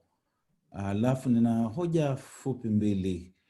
Kwanza ni kwamba wingi wa huu uchambuzi umeweza kulenga shabaha kwa Tanzania bara. Twaweza tukawa kwamba tumesahau kwamba kuna migongano mingi katika ukombozi katika nchi ya Tanzania na historia ya demokrasia wakati ambapo tunalenga Zanzibar. Kisha sema kwamba wanenaji wawili wanakubaliana kwamba yapo maswala nyeti mazito Tanzania. Na je, suluhu ni nini au kuna mapendekezo yapi ya kuweza kusaidia Tanzania isiweze kurudi nyuma? Tanzania hasa kwa kweli imeweza kuwa inaunga mkono au kuwa kwenye mstari wa mbele katika juhudi za kulete amani, sio Burundi, sio Rwanda, sio Kenya. Je, eneo au hii kanda ya Afrika Mashariki ifanye nini wakati huu kuhakikisha kwamba Tanzania nayo inasaidiwa kuweza kuimarisha demokrasia wakati wa uchaguzi ujao na hata zaidi ya hapo? Huyu hatujui alikuwa ni nani, lakini najua kwamba panelists mmeweza kupata hayo maswali. Nimetafsiri kutoka kwa Kiingereza, lakini nafikiri tumepata kwa njia ambayo ni sawa. Kisha kuna swali hapa kwa profesa. Kwa nini kumekuwa na mfano wa vyama vingi kuanzishwa na lengo lake ni nini katika nchi husika? Maana tunaona viongozi wa vyama vya upinzani wakipitia kadhia nyingi huku Afrika. Juma Mtanda. Nipeane nafasi ingine moja au mbili hivi kisha ndio turudi tena kwa hawa mabwiji wa falsafa na historia za kisiasa na sheria Afrika Mashariki. Haya basi turudi kwa panel. Profesa, tuje kwako kisha tuende kwa Dr. Gona alafu Wanyama. Najibu kwa haraka maswali mawili hoja ambazo amezizua ndugu Wanyama. Kwanza kabisa, si kweli ya kwamba Tanzania kuna taasisi ambazo zinapambana na rushwa. TAKUKURU imeundwa hususan kwa kupigana na rushwa, TAKUKURU. Na kilichoko ni ya kwamba rais akitembea akihamasisha taasisi hao asasi, si kubinafsisha. TAKUKURU iko na kuna asasi tofauti. Jambo la pili, kunyimwa kwenu nafasi ya kumhoji Rais Magufuli hakumaanishi kwamba sasa si mwana mapinduzi. Kilichoko ni kwamba vyombo vingi tu, hasa vyombo hivi vya BBC, CNN, Al Jazeera, kuna viongozi wengi tu ambao zinawanyima nafasi hizo kwa kuwa wana mtizamo tu ambao ni ya kuwabeza na kuwakejeli. Uamuzi wa mtu kuhojiwa ni uamuzi wake binafsi, haionyeshi kwamba yeye ni mwanademokrasia au si mwanademokrasia. Na jambo la tatu ambalo limeulizwa ni hili. Umesisitiza tena kwa kauli kali tu, na nimependa kauli hiyo kali, ya kwamba demokrasia haiwezekani bila vyama vingi. Wanyama wa Sebujabusire tutakuwa na nafasi kubwa zaidi. Umejua kilichoko ni ya kwamba wazungu wale wametulewesha kasumba baada ya kusambaratika kwa Berlin Wall, wakatueleza ya kwamba ili kuwe na lazima tuwe na vyama vingi. Si kweli hivyo. Profesa, unaweza kupeana mfano wa nchi 2-3 hivi ambazo zina chama kimoja au hazina chama chochote na zina demokrasia? Kwanza kabisa nitakupa mifano ya vyama vingi, nchi nyingi tu ambazo zina vyama vingi na havina demokrasia. Mimi naomba upeane mfano wa nchi ambayo chama kimoja na ina demokrasia. Kumbuka nitaeleza hivi ya kwamba baada ya mwaka 1989 wazungu walitushurutisha sote katika nchi za Kiafrika tuwe na vyama vingi. Kwa hivyo kilichoko ni kumbuka ya kwamba nchi nyingi za Kiafrika zililazimishwa kuwa na vyama vingi, na viko na vyama vingi. Ndio maana unaona kuna migogoro na migongano katika nchi nyingi tu za Kiafrika. Hivi sasa ninapozungumza katika nchi ya Cote d'Ivoire kuna vita. Hivi sasa ninapozungumza Mozambique kuna vita Guinea Bissau, kuna vita Togo, kuna vita Mali, kuna vita Niger, kuna vita Burkina Faso, kwa sababu nyingi tu, lakini mojawapo ni ya kwamba kuna vyama ambavyo vimeundwa kwa misingi ya kikabila. Watu wanahamasishwa kwa misingi ya kikabila, sio kwa misingi ya sera. Ndio maana wengine wetu sasa tunaanza kuhoji na kupendekeza ya kwamba Waafrika waanze kujiuliza kama kwamba tunahitaji vyama au tunaweza tukawa na mfumo ambao haina vyama. Watu wanashiriki tu, lakini kinachowaunganisha ni kule kutaka kuwa nchi yao iendelee. Hilo ni jambo ambalo lazima tutalihoji na kutathmini katika midahalo ya siku nyingine. Haya basi, hujanipa mfano ambao sijakupa kwa kuwa nisieleweke ya kwamba sijakupa kwa kuwa nimeeleza ya kwamba baada ya mwaka 1989 wote walilazimishwa kuwa na vyama vingi, na wale Waingereza na wazungu wale, na tukasalimu amri na tukaleweshwa kasumba hiyo. Asante Mwalimu Gona. Kuendelea mbele, nafikiri kuna maswali ambayo naona na yale umeyasoma, ni kwamba shida iliyopo ya vyama vingi ni kwamba hakuna mtazamo maalum ambao vyama hivi vimezungumzia ambao unaonyesha tofauti yao na Chama cha Mapinduzi. Hapo kuna tatizo kubwa sana, kwa sababu wale ambao ni wanaofuata vyama vya upinzani hawajapata kikamilifu tofauti ya hivi vyama vya upinzani na Chama cha Mapinduzi. Yaani hakuna ideolojia ya uwazi kuonyesha kwamba wao wana sera tofauti ambazo wanataka kuwaletea Watanzania, na kwamba wakipigiwa kura wataleta sera hizo na mageuzi hayo. Hilo ni jambo moja ambalo nilichukuliwa kimaanani sana. Kuendelea mbele, inatakikana kwamba vyama pinzani viwe na sera na mitazamo tofauti, ili mwananchi ajue kwa uwazi kwamba mwanasiasa huyu au kiongozi wa chama hiki anasimamia hivi. Nyerere alizungumza habari ya radicalization.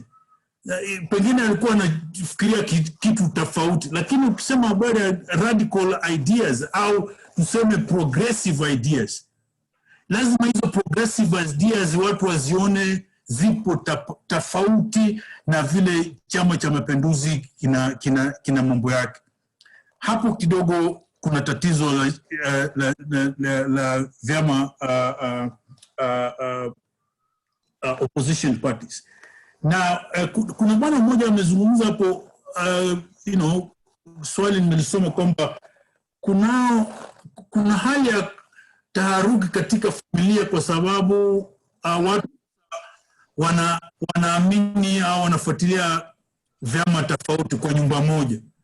Nafikiri nitujue kwamba inachukua muda mrefu kama kukomaa kisiasa na kuelewa kwamba mtu anaweza kusimamia ari fulani katika mawazo yake, katika njia zake za kila siku, tofauti na babake, tofauti na mamake, tofauti na ndugu yake mkubwa au mdogo. Itachukua muda, na tuelewe inachukua muda ili haya mambo yaeleweke kwamba babako anaweza kuwa anaamini Chama cha Mapinduzi, lakini wewe unaamini mengine kwa sababu umekomaa kisiasa. Ndipo nasisitiza kwamba vyama vya upinzani lazima viwe na uwazi ni vitu gani ambavyo wanazungumza na watu waelewe, ili wakiwa wanazungumza mtu na babake wanazungumza waelewane kwamba wewe wasimamia jambo hili, mimi nasimamia jambo hili, na hapo hatuelewani. Lakini kifamilia sisi ni wamoja, yani familia ni moja, lakini ari zetu ni tofauti. Nafikiri ingekuwa vizuri kueleweka hivi.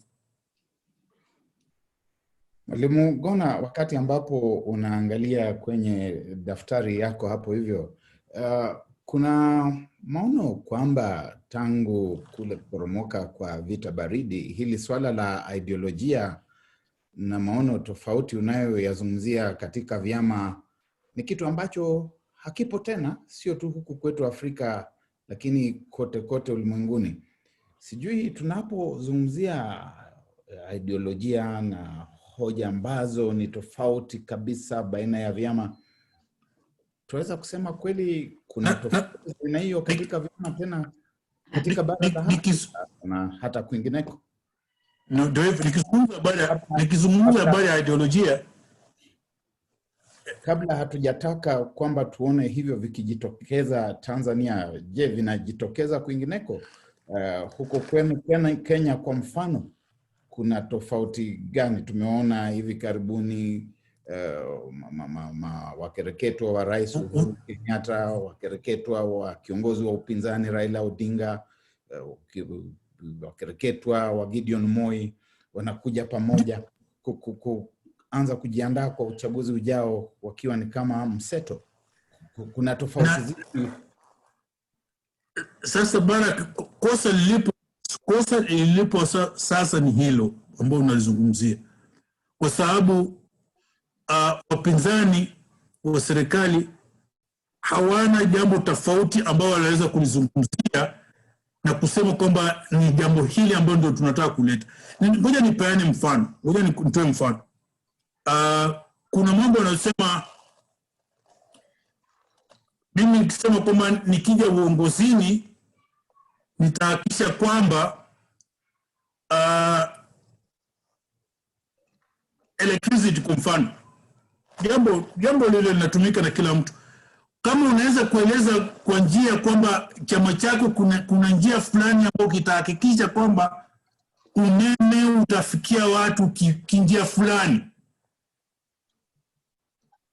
kama itakuwa ni subsidy, vitu kama hivyo ndio inazungumza. Sio ideolojia ya kwamba tunazungumza habari ya socialism au capitalism. Kuna vipengee au mambo fulani ambao vyama ndivyo vinaweza, kuna njia zinaweza kuleta njia ambazo vyama vikizungumza tunaweza kufanya tofauti, kwamba huyu ataletea mambo ya maji kwa njia hii na itakuwa na msaada zaidi kushinda chama fulani. Umenipata hapo?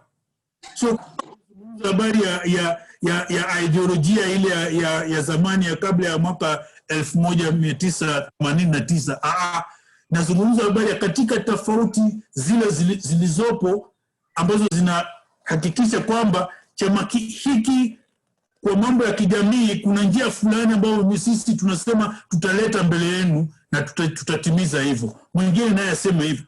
Ambao tunaona sasa, Baraka, unajua hakuna tofauti yote. Kwa hivyo ni tofauti tu za kimapambo hivi, sio hapana, sio mapambo. Haya basi, kabla hatujaenda kwake ndugu Wanyama Chebsire, tuweze kulenga mwenge hapa kwenye swali ambalo limependekezwa na Gaspari Charles, ambaye anasema kwamba hili swali anaomba kumuuliza Profesa Lumumba. Yasema kwamba kinachoendelea kwa wakati huu kwenye tasnia ya habari Tanzania ni ombwe la hofu kubwa kwa wamiliki wa vyombo vya habari na waandishi wenyewe. Je, anaridhika na hali iliyopo kwa wakati huu kwa vyombo vya habari Tanzania? Tutachukua kidogo Profesa, kisha Wanyama naye dakika moja alafu turudi kwa ukumbi. Asante sana ndugu Baraka. Kwanza kabisa ninapomsikiza Daktari Gona anaisaidia sana hoja yangu ya kwamba hivi vyama tunavyoviunda hazijikiti katika falsafa, na umetoa mfano mwafaka tu kwetu Kenya. Kila kiongozi anataka kuwa serikalini. Kwa nini sasa muwe na vyama na wanajiita wapinzani na wote wanataka kuingia serikalini? Ndio nikasema ya kwamba kilichoko sasa katika vyama vingi tu katika bara la Afrika zinaendeshwa na msisimko na mhemko na ushabiki na ni ubabaishaji tu. Tungekuwa ni watu ambao ni wazalendo, tungeanza kuhoji na kutathmini. Lakini kabla hujaenda kwake Wanyama Chebsire, kilichoko, na hii ndio kauli yangu, ilivyo sasa ni muhimu kuipendekezea serikali ya awamu ya 5 ya Tanzania, msiminye nafasi ya wanahabari ili kuwapa wapinzani sababu baada ya uchaguzi kusema ya kwamba tulishindwa kwa sababu hatukupewa nafasi ya kujieleza, tulishindwa kwa sababu hatukuelewa sera zetu hazikutamalaki katika nchi ya Tanzania. Kwa hivyo ningependekeza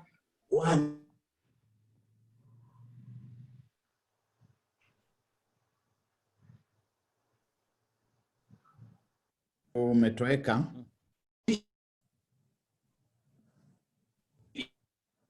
kidogo Profesa. Mtambo sijui umekuaje tena.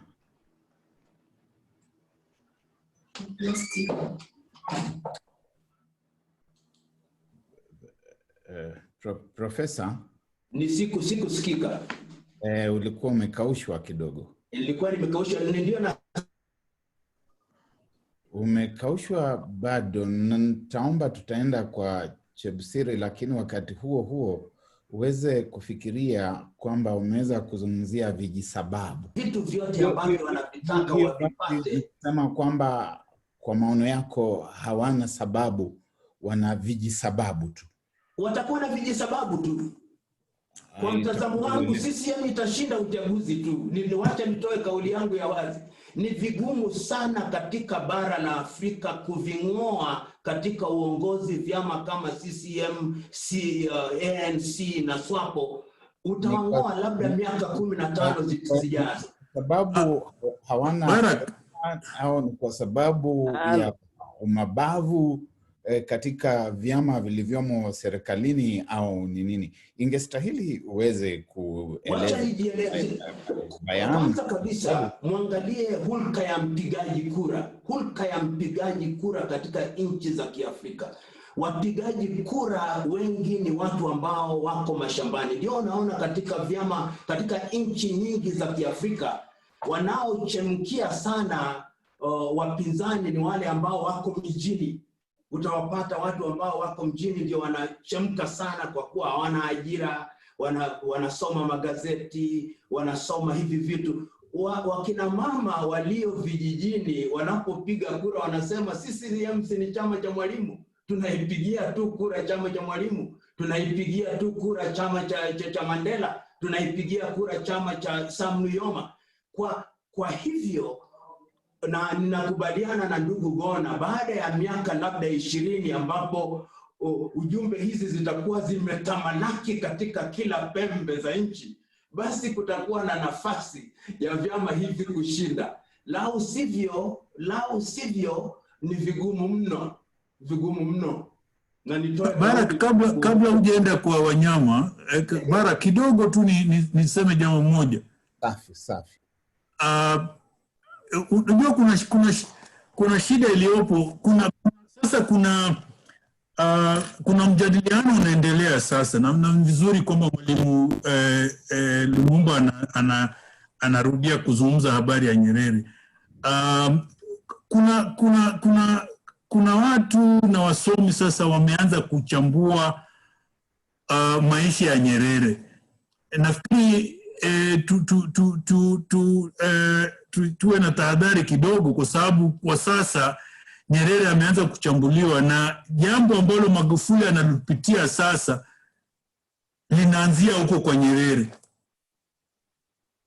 Ndio Mwalimu alisema na tupigia chama cha Mwalimu ni kwa sababu fikra na ari za watu zilikuwa zimewekwa kwa chama hicho, kulingana kwamba kufikia kwa sasa kuwageuza nia hiyo inakuwa ni vigumu. Sio kama Nyerere bwana nilikuwa ni kama Mungu ni baba na mama Nyerere. Sasa utamtoaje baba na mama hivyo bila matatizo? Sasa ndio jambo gumu ambalo pengine Tanzania wapo sasa. Ni vizuri kwamba wameanza kuchambua mambo Nyerere vile alikuwa anayaona, na pengine kuenda mbele nafikiri kutakuwa na mjadiliano vizuri na mambo yatageuka. Asante. Asante. Naomba Profesa uweze kumute kidogo wakati ambapo upo hewani. Mwingiliano wa sauti. Tunapokuja kwake wanyama na kisha kama mwanahabari, kabla tujarudi huku, niweze kuchukua hili swali kutoka kwa mshiriki ambaye hajajitambulisha. Anasema kwamba legislative reforms, media crackdown, attack on Tundu Lissu, forced disappearance, appointments, reforms on National Election Commission and commissioners are now ruling party cadres. Nasema, I don't understand Professor Lumumba. Nasema kwamba ni kana kwamba Profesa huoni yale yanayotendeka Tanzania. Hayo ni maono yake. Profesa anasema kwamba asome juu ya Stockholm Syndrome. No one loves the regime, but they have no option than falling in love with the oppressor. Unajua hii Stockholm Syndrome ni kuzungumzia mtu anayeteswa na anampenda yule anayemtesa, na ukijaribu kumkomboa atakugeuka hata wewe mwenyewe. Wanyama wa Chebusiri. Asante sana Barak. Kwanza kabisa ninafurahi kwa sababu Profesa alishindwa kutaja demokrasia ambayo imenawiri katika mfumo wa chama kimoja,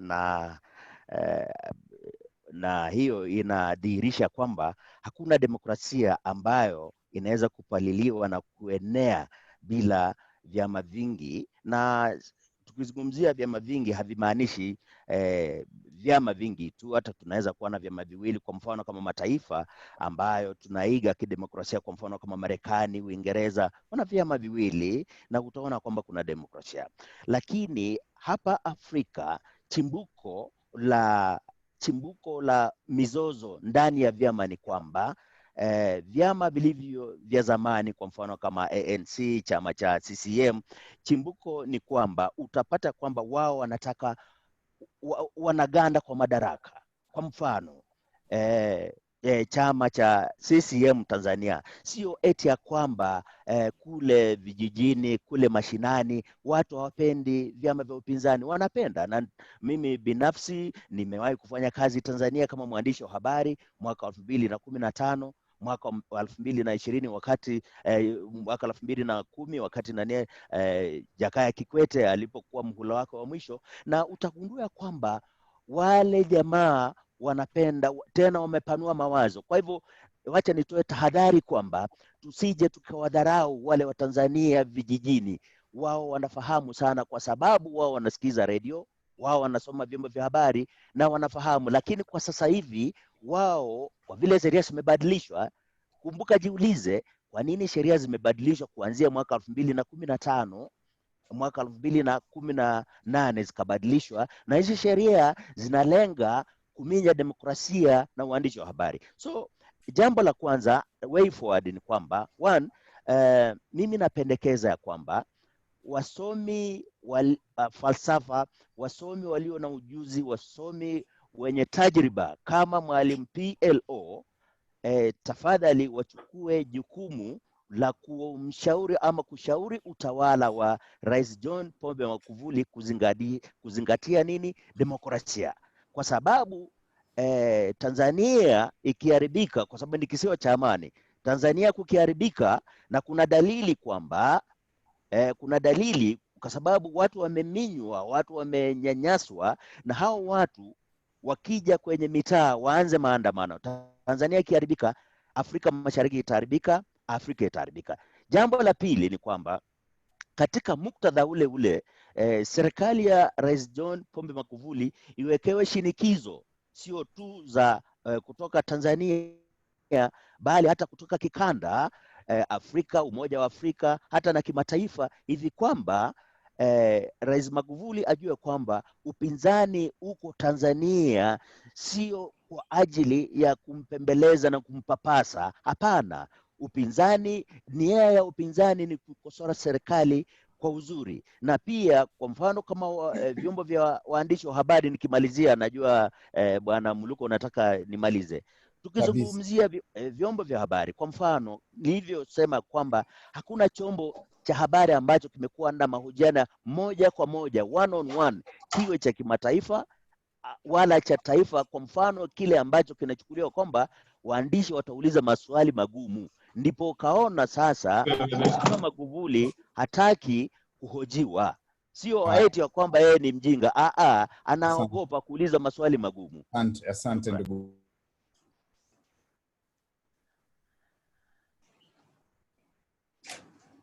Usikiki bwana. Faraja Elias. Kusikiki. Mimi nasikika, naona najisikia mwenyewe, mbona nyinyi? Basi umeanza kusikika. Asanteni. Ndugu Faraja Elias, tafadhali. Sawa. Mimi nimesikiliza, nimefuatilia mjadala na nina swali moja. Endelea Faraja, endelea. Kwa Dr. Gona pamoja na Dr. Munga. Nafikiri wamekuwa wakifuatilia siasa ya Tanzania kwa muda mrefu. Na Tanzania inaendeshwa kwa mujibu wa katiba pamoja na sheria na kanuni mbalimbali. Na katika siasa za Tanzania, serikali ya Tanzania ambayo inaongozwa na Chama cha Mapinduzi yenyewe inaeleza vitu kwamba imefanya vitu na inaonyesha vitu vilivyofanya. Na vyama vya upinzani ikiwemo Chadema na ACT na vingine vinaeleza ili vinahitaji kushinda uchaguzi, lakini kwanza inahitaji tume huru. Kwa mujibu wa sheria na kanuni na katiba ya Tanzania, nilitaka nipate jibu pengine kutoka kwa Dr. Gona ama Profesa Lumumba kwamba kuna tume huru kwa Tanzania, kuna umuhimu wa kuwepo tume hiyo, na je, hiyo ni demokrasia ama la? Asante sana Faraja Elias, mtumiaji wa Tecno Spark 2. Una swali? Tumeona mkono umeinua, mtumiaji wa Tecno Spark 2. Nafikiri hiyo ni aina ya naam, wewe hapo endelea. Endelea. Unajua umenitaja. Naam. Endelea. Kuna sisi kweli, mkono umeinua lakini kuzungumzi. Haya, tupeane nafasi kwa mwingine. Ndugu Amol, unaweza kupeana mwingine yuko hapo? Haya, sasa hakuna, na naona pia muda ndio huo unaanza kuyoyoma. Tunaanza kufika au kufikia dakika zetu za mwisho mwisho, na vile sioni mkono mwingineo, ninaweza labda wakati huu kupeana nafasi za kauli za mwisho, na tutaanza jinsi vile tulivyoanza. Tutaenda kwake kwanza Wanyama wa Chepsiri aweze kupeana tamko lake la mwisho, kisha ndugu Mwalimu Gona, na baadaye Profesa Lumumba. Wanyama. Kwa muhtasari nitasema ya kwamba yafaa sisi kama wasomi, waandishi wa habari na wachanganuzi wa mambo tuisaidie taifa letu jirani Tanzania wawe na uchaguzi ambao ni wa uhuru na haki, kwa kuhakikisha ya kwamba tumetoa mchango wetu. Kwa mfano tume iwe huru inayosimamia uchaguzi. Pili, tuhakikishe ya kwamba vyombo vya habari viziminywe, kwa sababu vyombo ndio jicho la raia wasiozungumza. Alafu mwisho kabisa, na nitasisitiza kwamba tusije tukashabikia jambo ambalo huenda likaleta dosari ya kidemokrasia, sio tu katika kanda hii lakini barani Afrika. Kwa hivyo tutumie uwezo wetu mdogo ule kuhakikisha kwamba tumetoa ushauri wetu kwa taifa la Tanzania, wahusika wao wapinzani ama wao watu wa serikali, hivi kwamba wahakikishe uchaguzi unaenda vizuri, na pia tusiwe na machafuko. Asante sana. Asante sana ndugu Wanyama. Mwalimu Dr. Gona.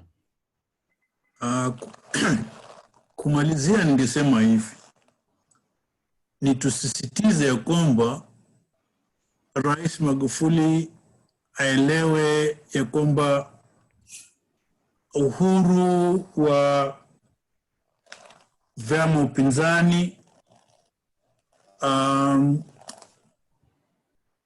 bunge ambalo lina uhuru la kuzungumza na kuendeleza mambo ya nchi ni muhimu, kwamba viongozi wapinzani hawapo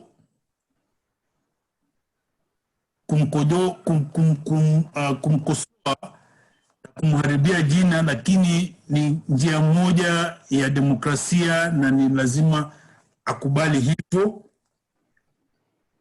La tatu ni kwamba taasisi kijamii zipewe fursa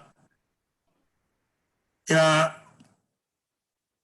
kuiangalia serikali ya Magufuli kwa undani, na hata kama vyombo vya habari vinafanya makosa, kama ni vyama vya upinzani pia vinafanya makosa, taasisi za kijamii zinawajibika au zina fursa za kuwakosoa wote hao. Ningesisitiza hivyo kwamba Watanzania wapewe nafasi ya kusikiza upande wote ili watoe kauli katika uchaguzi unaokuja na hata mbeleni.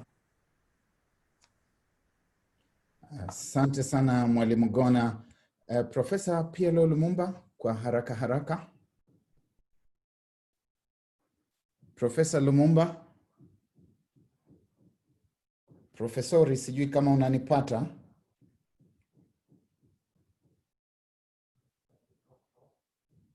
Profesa Lumumba, hatukupati tena kamwe, hatujui kama bado upo.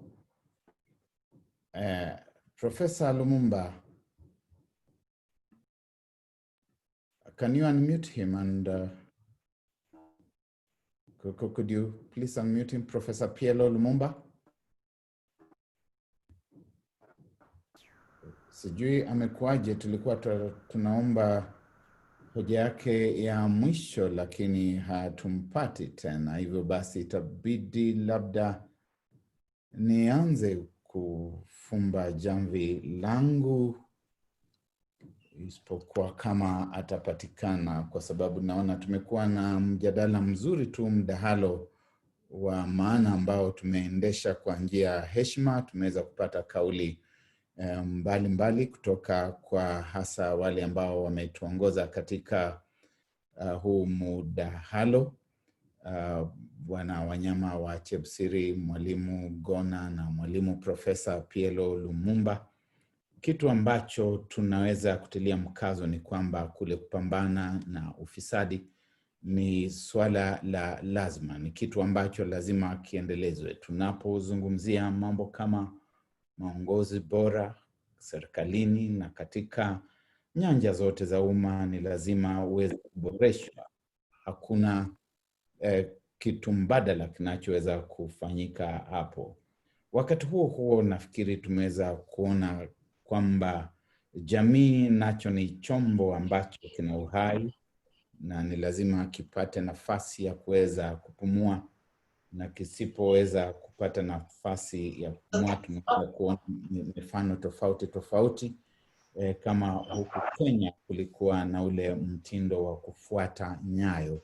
Tulizoea kupata rais ambaye aliweza kusema fuata nyayo, na ikawa sasa kuna matatizo. Tunapotizama Tanzania tunaona imekuwa ni nafasi ya ukombozi, lakini imefikia mahali ambapo vile alivyonena Chinua Achebe ni kwamba si shwari tena, na dalili za mvua ni mawingu. Ingekuwa ni vizuri kama tungeweza kuangalia, na walivyosema wanenaji ni kwamba tupeane nafasi, jamii iweze kupumua, vyombo vya habari vipate nafasi, na asasi za kijamii zipate nafasi, na vyama vya upinzani. Lakini sisi hatukuwa kwenye kampeni ya kumfanyia mtu yeyote kampeni, kumpigia debe au kuweza kumdunisha yeyote. Ni katika ile hali tu ya kuweza kuchangia katika uwanja ulio wazi wa mazungumzo wa kidemokrasia, na nafikiri ni vitu vizuri tu kuweza kufanyika hata kupitia kwa hii mitandao ambayo tumeitumia. Na rudisha asante basi kwa wale watatu ambao wametuongoza katika unenaji: Wanyama, Dr. Gona, Pielo Lumumba, na pia ingawa hajaonekana yuko kule bibie Rose Lukalo ambaye amekuwa akichukua hizi taarifa ambazo tumekuwa tukizizungumzia, na tutaweza kupeana taarifa ya muhtasari baadaye. Kwa chama cha wanasheria katika eneo letu la Afrika Mashariki, napeana asante hasa kwa kunipa nafasi ya kuwa nahodha kwa siku ya leo, ndugu Annington Amol na vile vile mwenzako David Sigano, na nyinyi nyote wanasheria wa Afrika Mashariki. Najua kwamba pia Profesa Pielo ni mojawapo wa wanachama wenu, na warudishieni asante sana, na hadi wakati mwingine. Na wale washiriki wote ambao mmekuwa hapo, wale ambao mmeuliza maswali na kuchangia katika hoja na kuchukua nafasi yenu ya kuweza kuwa nasi, Barak Mluka, na warudishieni asante sana. Alamsiki. Asante. Thank you. Thank you so much, Barak. And thank you, Professor Pielo Lumumba, Dr. George Gona, Rose Lukako, and our technical team. But I also appreciate each one of you who made time to attend this conversation. We will be going on with more conversations, and we'll be coming back to you. And hopefully we'll be bringing in other resource persons to share in their experiences. And you could be amongst them. We'd want to hear from you. What exactly is your workspace in Tanzania at the moment? How do you think we can help influence a change in the environment working with you? And how do you see the future of Tanzania, especially in the line of civic space and media? Once again, We thank you for your time and we look forward to seeing you again. Good evening.